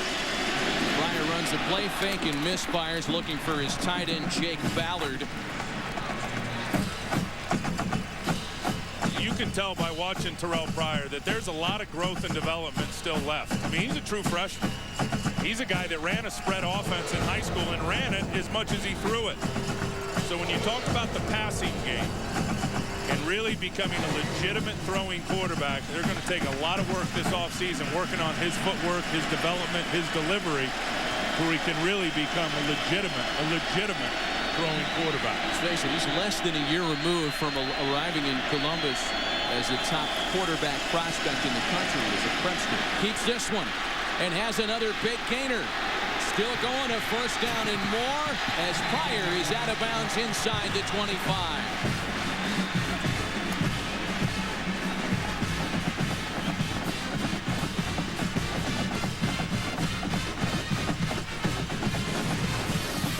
Well, he's just going to make the read. The DN's going to get stuck upfield. They're going to wall off Lamar Houston, the defensive tackle. Rashad Babineau takes a bad angle, as does Earl Thomas, and that quarterback will do that to you. He is such a long strider. He doesn't look like he's moving that fast, but there's nobody gaining ground on him when he's going north and south. 76 rushing yards for Terrell Pryor. And this is Maurice Wells, who's stuck for a loss. Henry Melton on the tackle. Clock winding down to 8 minutes and counting. I'll tell you who's been real solid this second half has been Roy Miller up front for the Texas Longhorns, the defensive tackle number 99. He has done a very, very good job in the run game, holding his gap of responsibility, being a problem for that offensive line. And when the opportunity has presented itself, he's gotten some good pressure. Todd Beckman in a quarterback now. That's Pryor wide at the top of your screen. On 2nd and 12. Beckman throws the deep ball into single-man coverage, looking for Dane Sonsenbacher, and it's incomplete as we check in again with Laura. Guys, no one is happier to be on the field right now than Todd Beckman. He told me this year has been the most difficult of his life, being a senior captain, losing his job, but you would never know it. He was and still is the leader of this team. He is a guy that every player goes to when they're upset, no matter what's going on with Todd. He told me his attitude was shaped the week he was benched and Terrell Pryor came to him for advice. He said, I didn't want to give it, but I knew I had to. He said he has learned the definition of the C on his chest. It is not about me, it is about this team. Well, Lauren, thanks, and it's Terrell Pryor back at quarterback now. That last pass was intended for Brian Hartline. Pryor's hit as he throws, and it comes up short for Robisky with a flag on the play.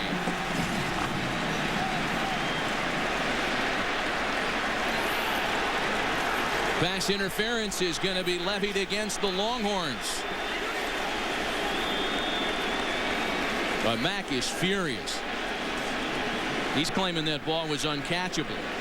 That ball was so short of Brian Robisky, but I think if it's short, it's catchable. I mean, if it's deep over his head and outside the white stripe, that's uncatchable. But I think short, when they're short, they're considered catchable by the official. Pass interference, number 7 on the defense. After the play was over, unsportsmanlike conduct, number 13 on the defense. First down. A pair of penalties against the Longhorns. First, this is the PI call on Dion Beasley, and then they get the other corner, Ryan Palmer, on the unsportsmanlike conduct. Now, to me, it's not even close for Dion Beasley. He definitely prohibited Brian Robisky back to the football. That's a perfect call by the official. He got that one right. So once again, the Buckeyes will throw Todd Beckman in at quarterback. And they put Terrell Pryor wide at the top of your screen.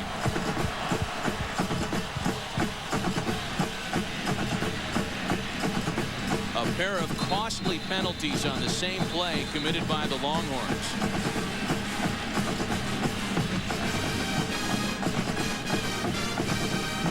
You know, it comes as an interesting side note with the Buckeyes trying to get into the end zone for the first time tonight. Their only 2 losses of the year to USC and Penn State were the only 2 times they failed to score a touchdown all season.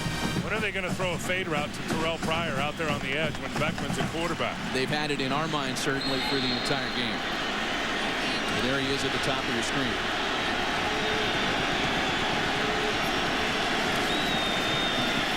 There's the fade route. And there's the touchdown. Nice call, Karnak. A pair of quarterbacks hooking up on a 5-yard touchdown toss. Beckman to Pryor, and now the question becomes, do the Buckeyes line up for 2?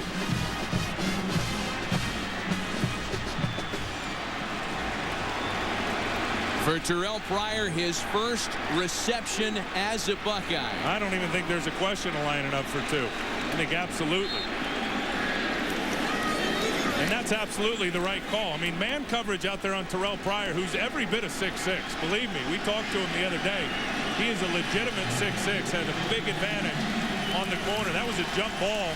Beckman threw it up for grabs. Pryor came down with it for the touchdown. You saw the note. This is the Buckeyes' first 2-point conversion attempt this year. Incomplete, intended for Robisky, and that one was well short. It's a 2-point game in the desert.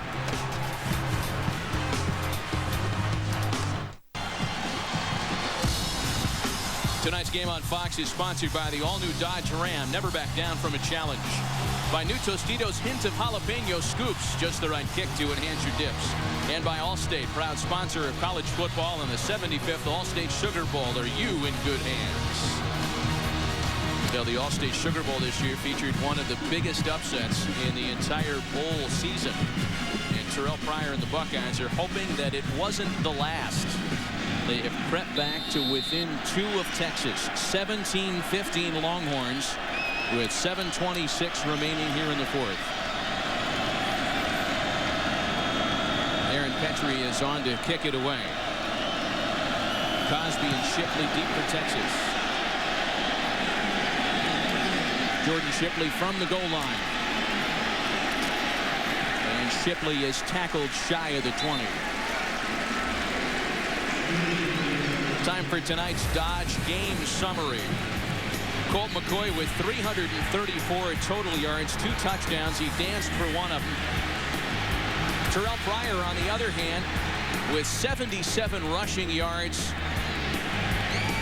and a TD reception, his first reception as a Buckeye.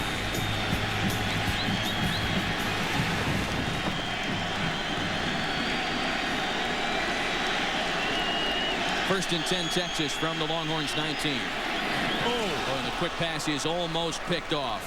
It was intended for Brandon Collins. Donald Washington jumped that route and almost came up with the football. I don't think Jordan Shipley or Brandon Collins, either one of them, thought it was to them. They thought it was to the other guy.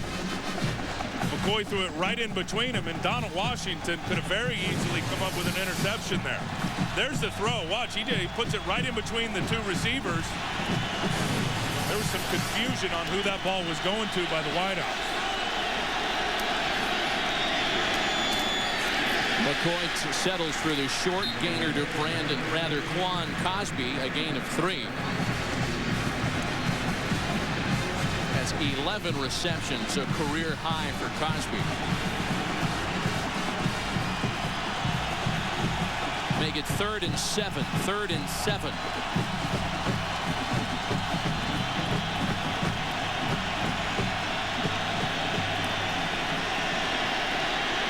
McCoy has time.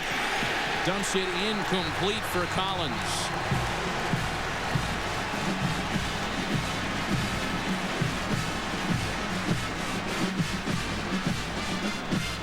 Really good job by Ross Holman, the linebacker. Here he is, 51. Watch him pick up the crossing route. Brandon Collins, he's all over it. And then, of course, not a real good throw by Colt McCoy behind the receiver, allowed the defender to get to it. If he lays that out in front of Brandon Collins, maybe he has an opportunity to get a reception and run a little bit after the catch, but real good coverage, hunting up the crossing route by Ross Holman. Boy, so in the possession after the scoring drive by the Buckeyes, the 5-yard TD reception. Big-time momentum shift at 3 and out. And the rugby-style punt is out of bounds at the 27-yard line.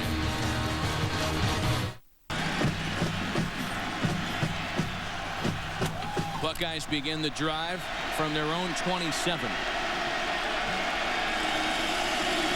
Pryor with the option look. Slips a tackle and is taken down at the 34 by Earl Thomas. You know, as flat as the Ohio State offense looked in the 3rd quarter, Tim, that touchdown drive, they get on the board for 6. Fans in Columbus are aware of how good their scoring offense has been in the 4th quarter, outscoring opponents nearly 3-1.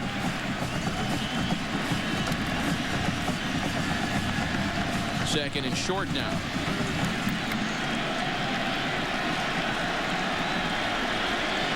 It's Boom Herron in the backfield with Pryor out of the shotgun. And he hands it to Herron, who has the first down. Chris Myers. Number 32, Eddie Jones, one of the reserve defensive linemen of the Texans, who's part of their regular rotation, has been out this half because of an ankle injury, and it's starting to show in terms of some of the depth on the defensive line because of the quarterback combination and the running of Pryor. Looks like a lot of the Longhorn linemen are getting winded. It was something they were discussing after the last series. Chris, thanks. The Buckeyes have rushed for nearly 200 yards here. And they're doing it against the 2nd-ranked run defense in the nation. Uh-oh. Miscommunication. Ball's out. Pryor and Herron got tangled up in the backfield, and the Buckeyes are very fortunate that Herron was able to recover.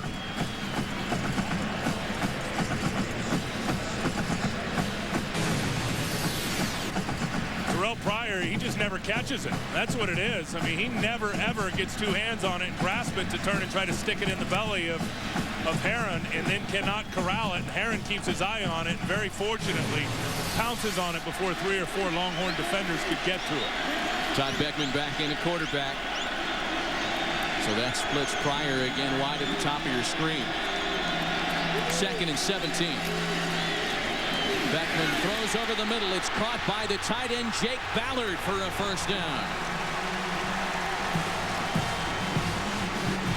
Jake Ballard made a fantastic shoe-top grab. Only 4 receptions all year, but he has played a role tonight. Shallow crossing route. Roderick McElroy is trying to cover him in man coverage. And look at him reach down and fingertip that ball down around the level of his knees. What an outstanding catch by Ballard. A 21-yard gain as the Buckeyes are into Texas territory. Again, no Beanie Wells on the field for Ohio State. It's Maurice Wells with Pryor. Out of the shotgun, dancing, looking for a crease. And he runs out of bounds. I'm telling you, if Pryor's playing quarterback, if I'm Texas on defense, I'm playing the run almost every time. It doesn't even look like he's trying to throw the football anymore. A couple times on the last drive, he dropped back and threw it, but for the most part here down the stretch for the last 10 minutes or so, when they're on offense, he's getting it, looking for an opening along the front, and then just trying to exploit it and run with his legs. 2nd and 9. Beckman back in at QB.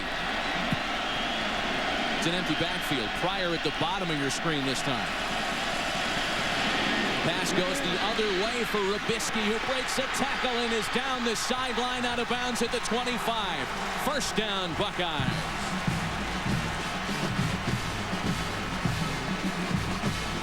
What a play by Todd Beckman. Are you kidding me? He sees a Rakpo coming unblocked off the edge and knows that he's got Brian Rubisky on an out route and delivers an absolute strike. Look at the hit. I mean, he knows he's going to get blasted and still delivers a perfect pass to Rubisky, who then runs away from the defender for a big pickup. I love the fact Todd Beckman's out there having an impact on this football game. Great spot for the senior quarterback. This is Pryor this time, as he hands it off to Boom Herron, and Herron is down at the 15. Earl Thomas saved the touchdown by grabbing a piece of the jersey. Well, they caught a run stunt here by Texas, trying to stunt down inside. And then Jared Norton gets picked up by the pulling guard, and then Earl Thomas is the only guy left between Boom Herron in the end zone and is able to get a touchdown-saving tackle right there. But what a huge hole created by that offensive line, just taking a slanting defense and pushing them the way they were slanting. Third trip to the red zone for the Buckeyes. The previous 2 have resulted in a field goal and a touchdown. And again, it's Herron. Same corner, touchdown, Buckeyes! Oh, that came way too easy. A 15-yard touchdown run. And the Buckeyes go back out on top.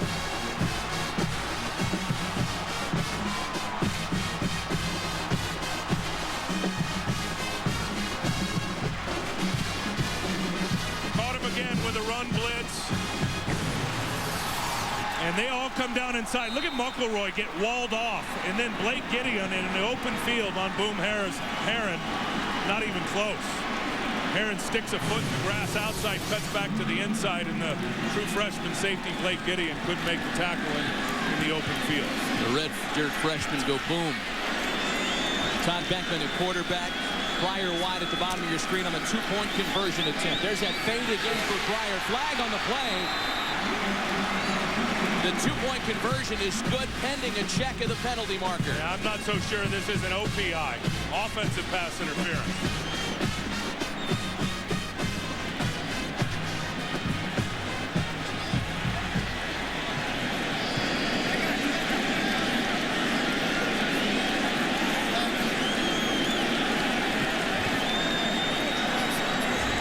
Pass interference, number 2 on the offense. Pass interference, number 8 on the defense. The penalties will offset. Replay the try. They'll do it again after offsetting pass interference calls. Trying to work that fade route to Terrell Pryor. This time Shockey Brown on him. Contact, contact, contact. As that ball was in the air.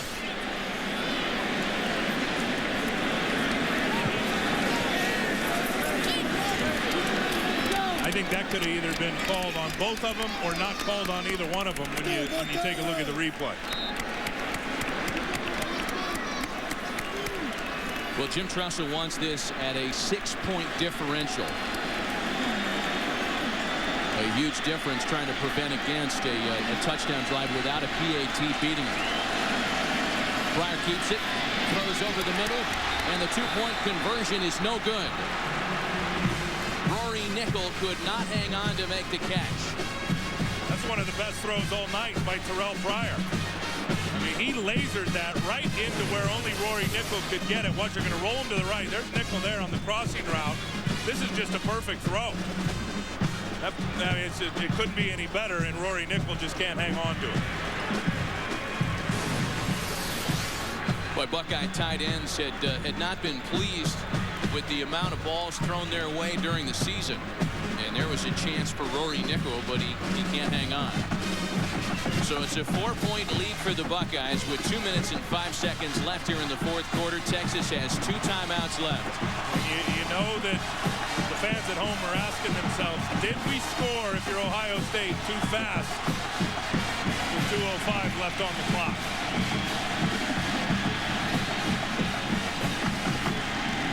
Well, the BCS ramifications for a Buckeye upset here are staggering. Fans of the Utah Utes watching with keen interest.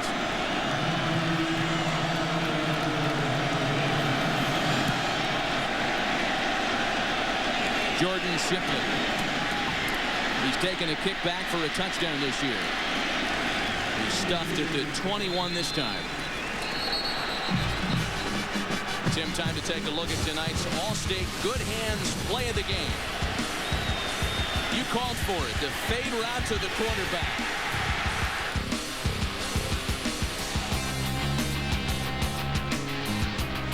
That was textbook pitch and catch for a Buckeyes touchdown.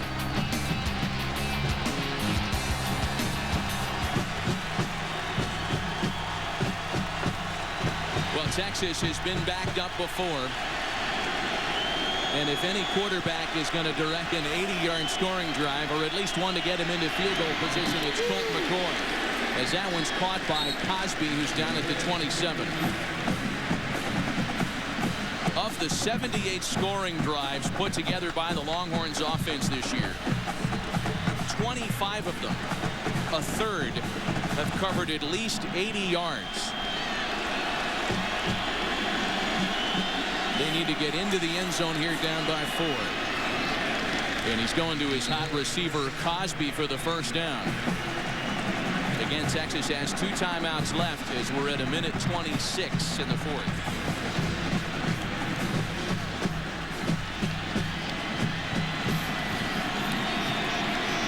Here comes Gibson over the middle. And it's nearly intercepted.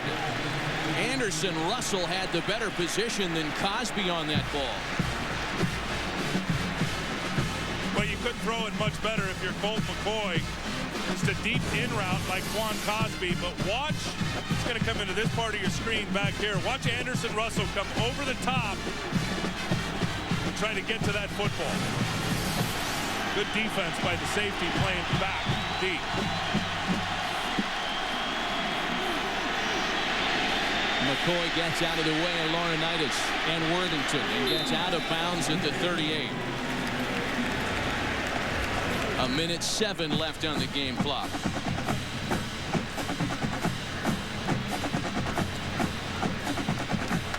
I'll tell you, for an offense that all year has really exploited people with the big play, the 25-yard, the 30-yard, the 40-yard play, this Ohio State defense has given very few of those big plays throughout this football game. They got to feel good about it right now with a minute to go.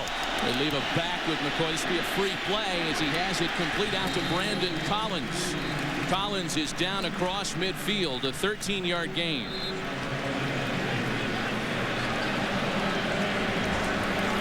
Offside, number 13 defense. Penalty is declined. First down. So the Longhorns take advantage of that free play and convert into Buckeye territory right at the midfield mark, that is. Again, Mac Brown has done this come from behind routine before. Again, it's Collins who dances out of bounds at the 42. And this is where this finely tuned offense, as put together by Greg Davis, Tim, is at its best. The ball comes out so quickly. It really does. And that time, McCoy, again, diagnosing a blitz and getting rid of it. If I'm Ohio State defensively right now, I let my four-man rush get there. I keep 7 guys in coverage to try to make Colt McCoy throw the ball up in front of the defenders and then come make the tackle. McCoy's pass is dropped again, looking for Collins. Sophomore wideout, factoring promisingly on this drive. Because the minute, if you're Jim Heacock defensively, you send 2 extra rushers, that's going to mean man coverage on the back end, which is going to mean the opportunity for a big play over the top for Texas on offense. 3rd and 3. The Longhorns are 6 of 16 on 3rd down conversion attempts. They've been at their best tonight when they've been in their hurry-up mode. This time the Buckeyes defense has a chance to read and set. Here comes Laurinaitis on the blitz. Over the middle, almost picked off by Rob Rose. Big defensive end doesn't have the good hands. At least not on that drive. Well, a little zone blitz right here, dropping out the defensive tackle. Colt McCoy didn't even see it. There's Rob Rose right there. Watch number 9. He's just going to get back in coverage. Should have had himself an interception at point-blank range. That's going to bring up 4th down and Fiesta Bowl.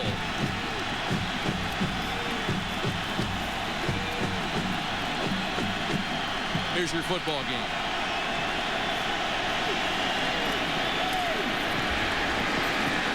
The catch is made by James Kirkendall. Buckeyes think they stopped it.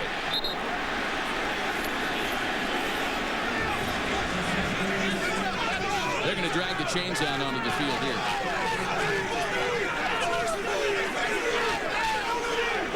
Absolute bedlam down there.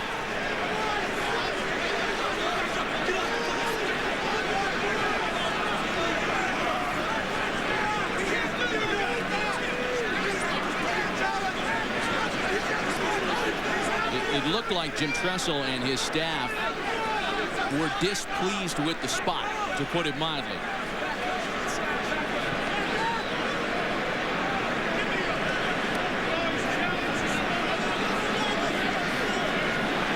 They mark it at the 40.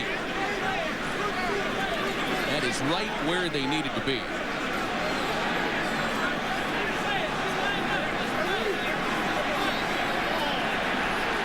First down, Texas.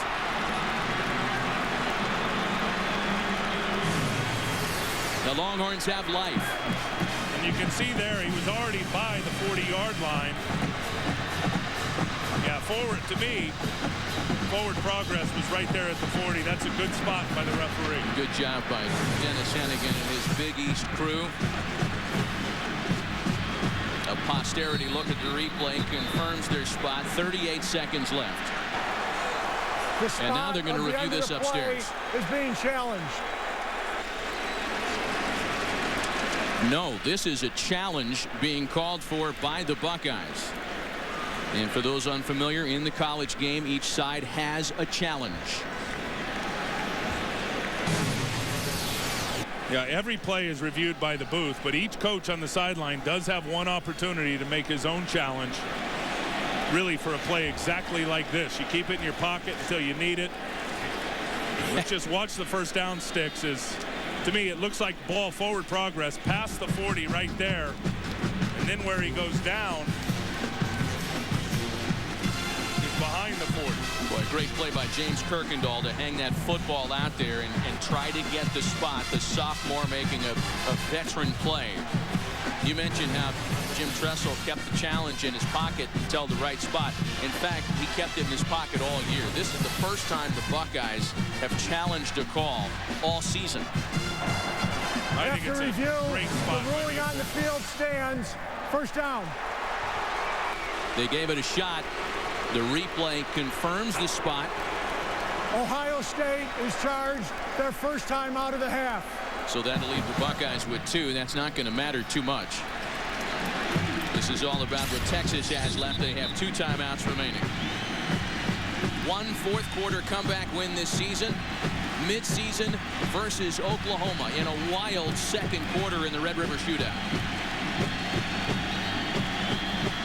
This will be the 10th play of the drive.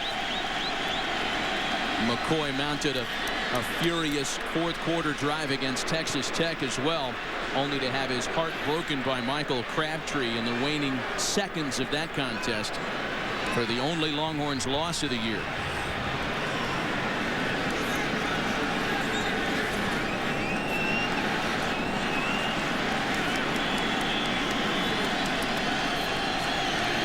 From the Ohio State 40, 1st and 10, 38 seconds left. Got to find Quan Cosby. McCoy for Collins and another first down. And Brandon Collins is slow to get to his feet. Limping back into position, under 30 seconds now. Again, the Longhorns have 2 timeouts.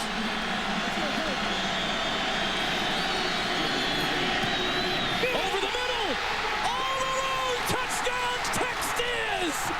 And what a way for Quan Cosby to end his Longhorns career.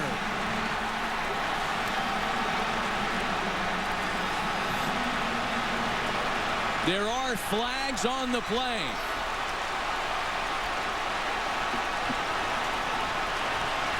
What a read from Colt McCoy and his #1 receiver, Quan Cosby. I told you they had to find him. He's had the biggest game out of all the wideouts today. And he caught Ohio State with their linebackers mugged up at the line of scrimmage. Cosby sees it. McCoy sees it. He runs a slant route in front of the safety, out-leverages him, and then there's nobody to tackle him with the linebackers up close to the line of scrimmage. Unsportsmanlike conduct. #7 on the offense. Excessive demonstration. Penalty will be enforced on the kickoff. All that means is that Texas leads 23-21 with 16 seconds left. And Buckeye BCS hearts perhaps about to be broken once again.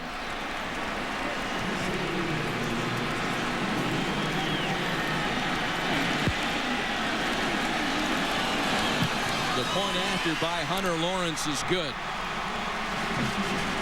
And the Buckeyes are looking for a miracle.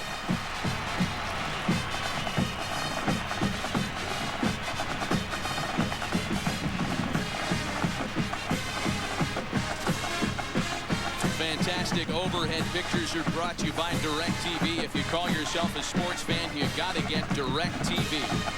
Matt, look at the linebackers. They're all uptight. There's the route right inside of the safety, Anderson, Russell, and then there's nobody behind them. And that's exactly what I talked about earlier. Keep everybody back in shell coverage to make sure and keep it all up in front of you. And to be able to rally up and make the tackle, they took a chance there by showing blitz with the linebackers all mugged up at the line of scrimmage. They run an in route on the safety.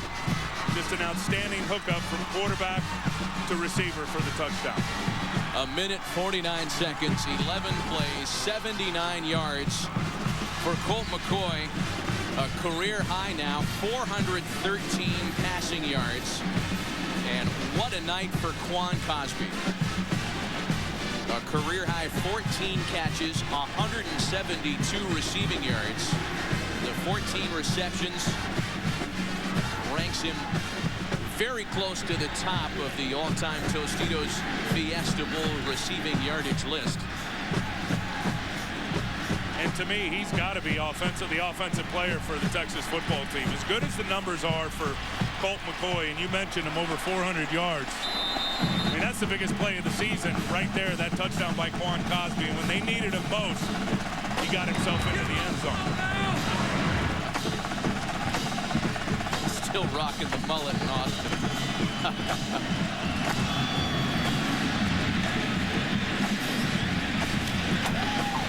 From the 22, Lamar Thomas. He is across the 40.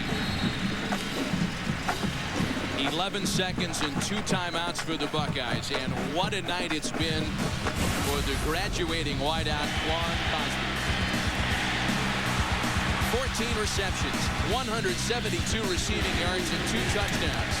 McCoy to Cosby, Tim, as you mentioned, is first on the all-time UT quarterback to wide receiver combination chart, and they have cemented their place in history tonight. He had such a huge game tonight. There with the touchdown there just a minute ago. And then how about the touchdown run by Colt McCoy in the 3rd quarter?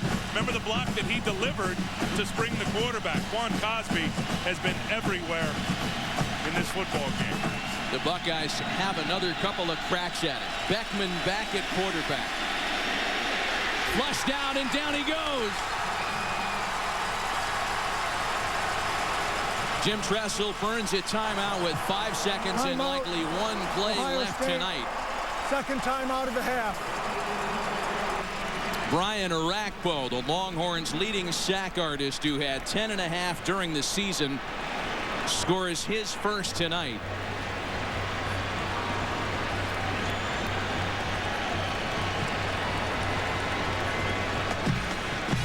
What a wild second half. Just to bring you up to speed, for those that might be joining us late, 6-3 after 1 half of football.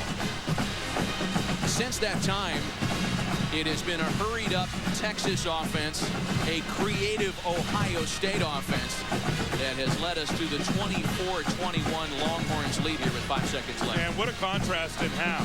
Both for, you mentioned Texas and what they did in terms of exposing that firepower offensively and getting that out there against that Ohio State defense. But Chris Beanie Wells, the first half that he was able to have for Ohio State, at 14 carries or 12 carries, excuse me, up to 96 yards, got hurt in the second half and has not had an impact. Hail Mary. Robisky's in the neighborhood. That ball's incomplete, and the Texas Longhorns are Tostitos Fiesta Bowl champions.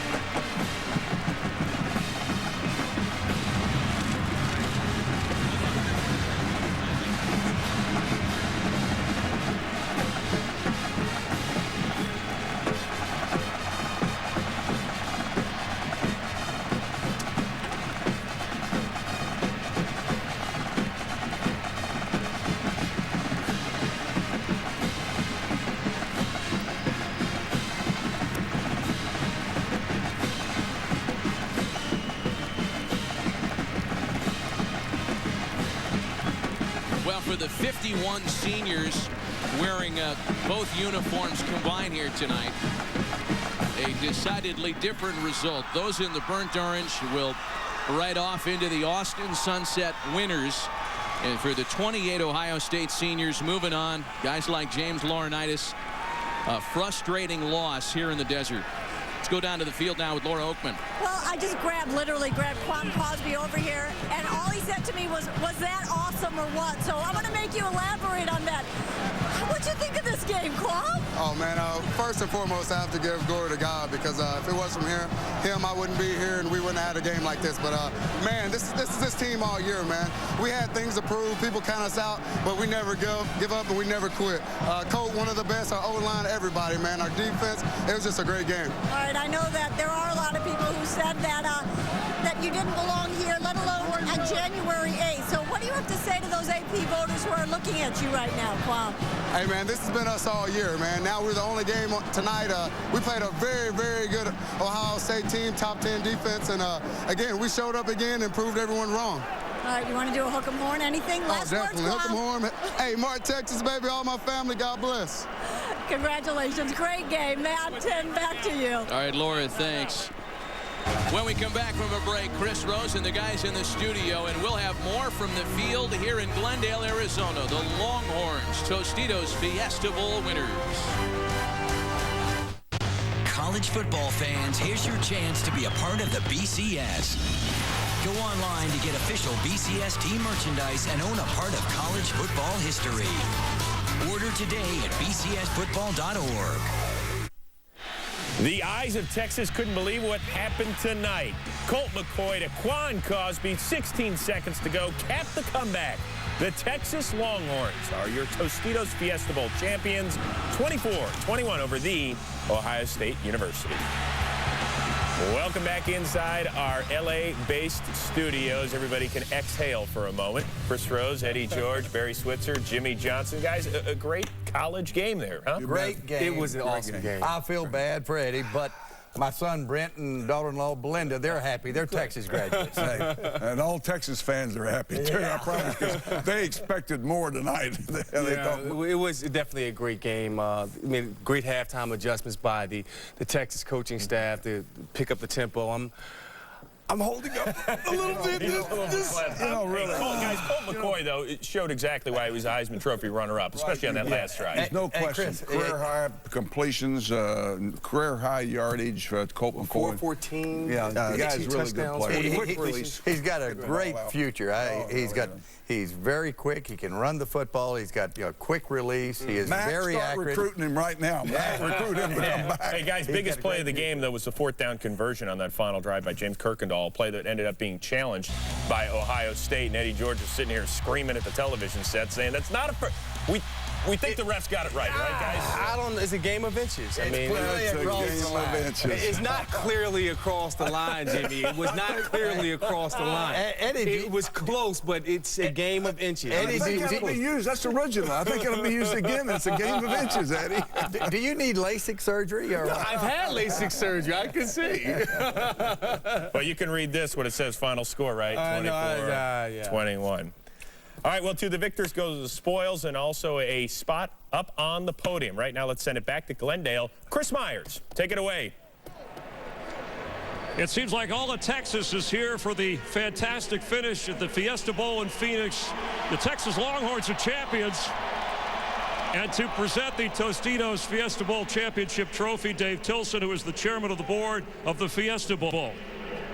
Coach, it's my honor to present the 38th annual Tostitos Fiesta Bowl game trophy to Mac Brown and the University of Texas Longhorns. What a game. Wow. You don't want to do that hook 'em horns thing with that in your hands. Congratulations, Coach. I know you had to run over and sing the Eyes of Texas. This was an emotional game, a fantastic finish. Well, it was. Let's credit Coach Jim Tressel, a great Ohio State football team, two of the best programs in the country. They did a great job. What about these Longhorn fans? They're unbelievable. Thank Dave and John, the Fiesta Bowl committee, for just a wonderful week. But really, this is the senior class is tied for the winningest senior class in Texas football history. And what a great group of young people. Congratulations to the team. Coach, we were almost out of time until you got the touchdown you needed to win. Take us through the play call. You knew you had Colt. You'd been through these kinds of things before. Well, when you've got guys like Colt, Quan, an offensive line like we've got, running backs, great defense throughout the year. This team started this way and they finished this way, and they're obviously one of the best teams in the country, if not the best. I know this is about Texas and the Tostitos Fiesta Bowl, but in the bigger picture, championship, one loss, you know who you beat. Should you be in the mix there? Yes.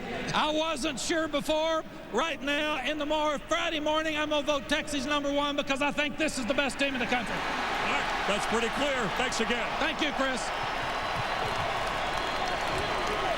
And we're going to present the defensive most valuable player and the offensive most valuable player before the crazy go nuts here.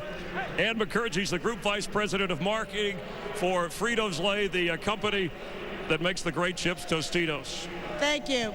Coach, on behalf of Frito-Lay and all of the Tostitos family, congratulations on a most outstanding victory. We could not be more proud of the Texas Longhorns.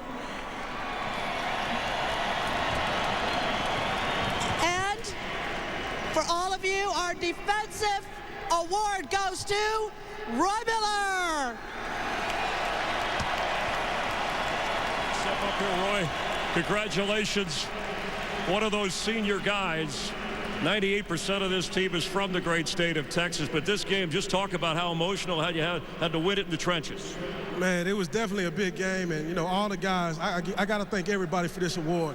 You know, I just want to thank the whole D-line, you know, Henry Melton, Brian Arakpo, Aaron Lewis, Lamar Houston, Coach Tolly, Coach Muschamp. Everybody made this a great year, and I thank y'all for that. And I thank God, my family back home. All right, great job. Thank you very much, Roy, and a great job defensively, whether it was the freshman Terrell Pryor or the senior quarterback, Todd Beckman. We can have Ann step over. So you're a big guy. I'm trying to work around you. The quarterbacks couldn't get around you. I don't know how I could. And, of course, it goes without a doubt. The offensive player, none other than Colt McCoy.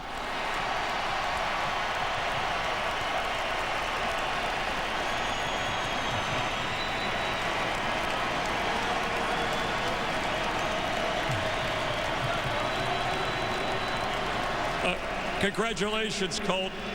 Before we talk about the bigger picture, let's talk about that drive. What was going through your mind, how you made it work. First off, I want to thank my Lord and Savior, Jesus Christ. Without him, none of this is possible. I told my offensive line in the huddle, I said, don't do anything special. Do what you've been doing all night long. We'll drive down here and win this game, and it worked. From the small town of, was it Tuscola, 710 people? Yeah, it's pretty small. A lot more people in this stadium than in my hometown. All right, you look good in orange, by the way. This team, where do you think? You heard your coach. Where do you think this team should be ranked? I don't think there's anybody in the country that can beat us at this point. All right, Colt, congratulations again. We'll see you again real soon. Colt McCoy, the offensive most valuable player, Roy Miller. We thank Coach Brown. Texas Longhorns, your champions here in the Fiesta Bowl. Chris, thanks. And everybody in the little old one-stoplight town of Tuscola, Texas is smiling tonight. The Longhorns are Tostitos Fiesta Bowl champs. Chris Rose and the studio when we're back right after this.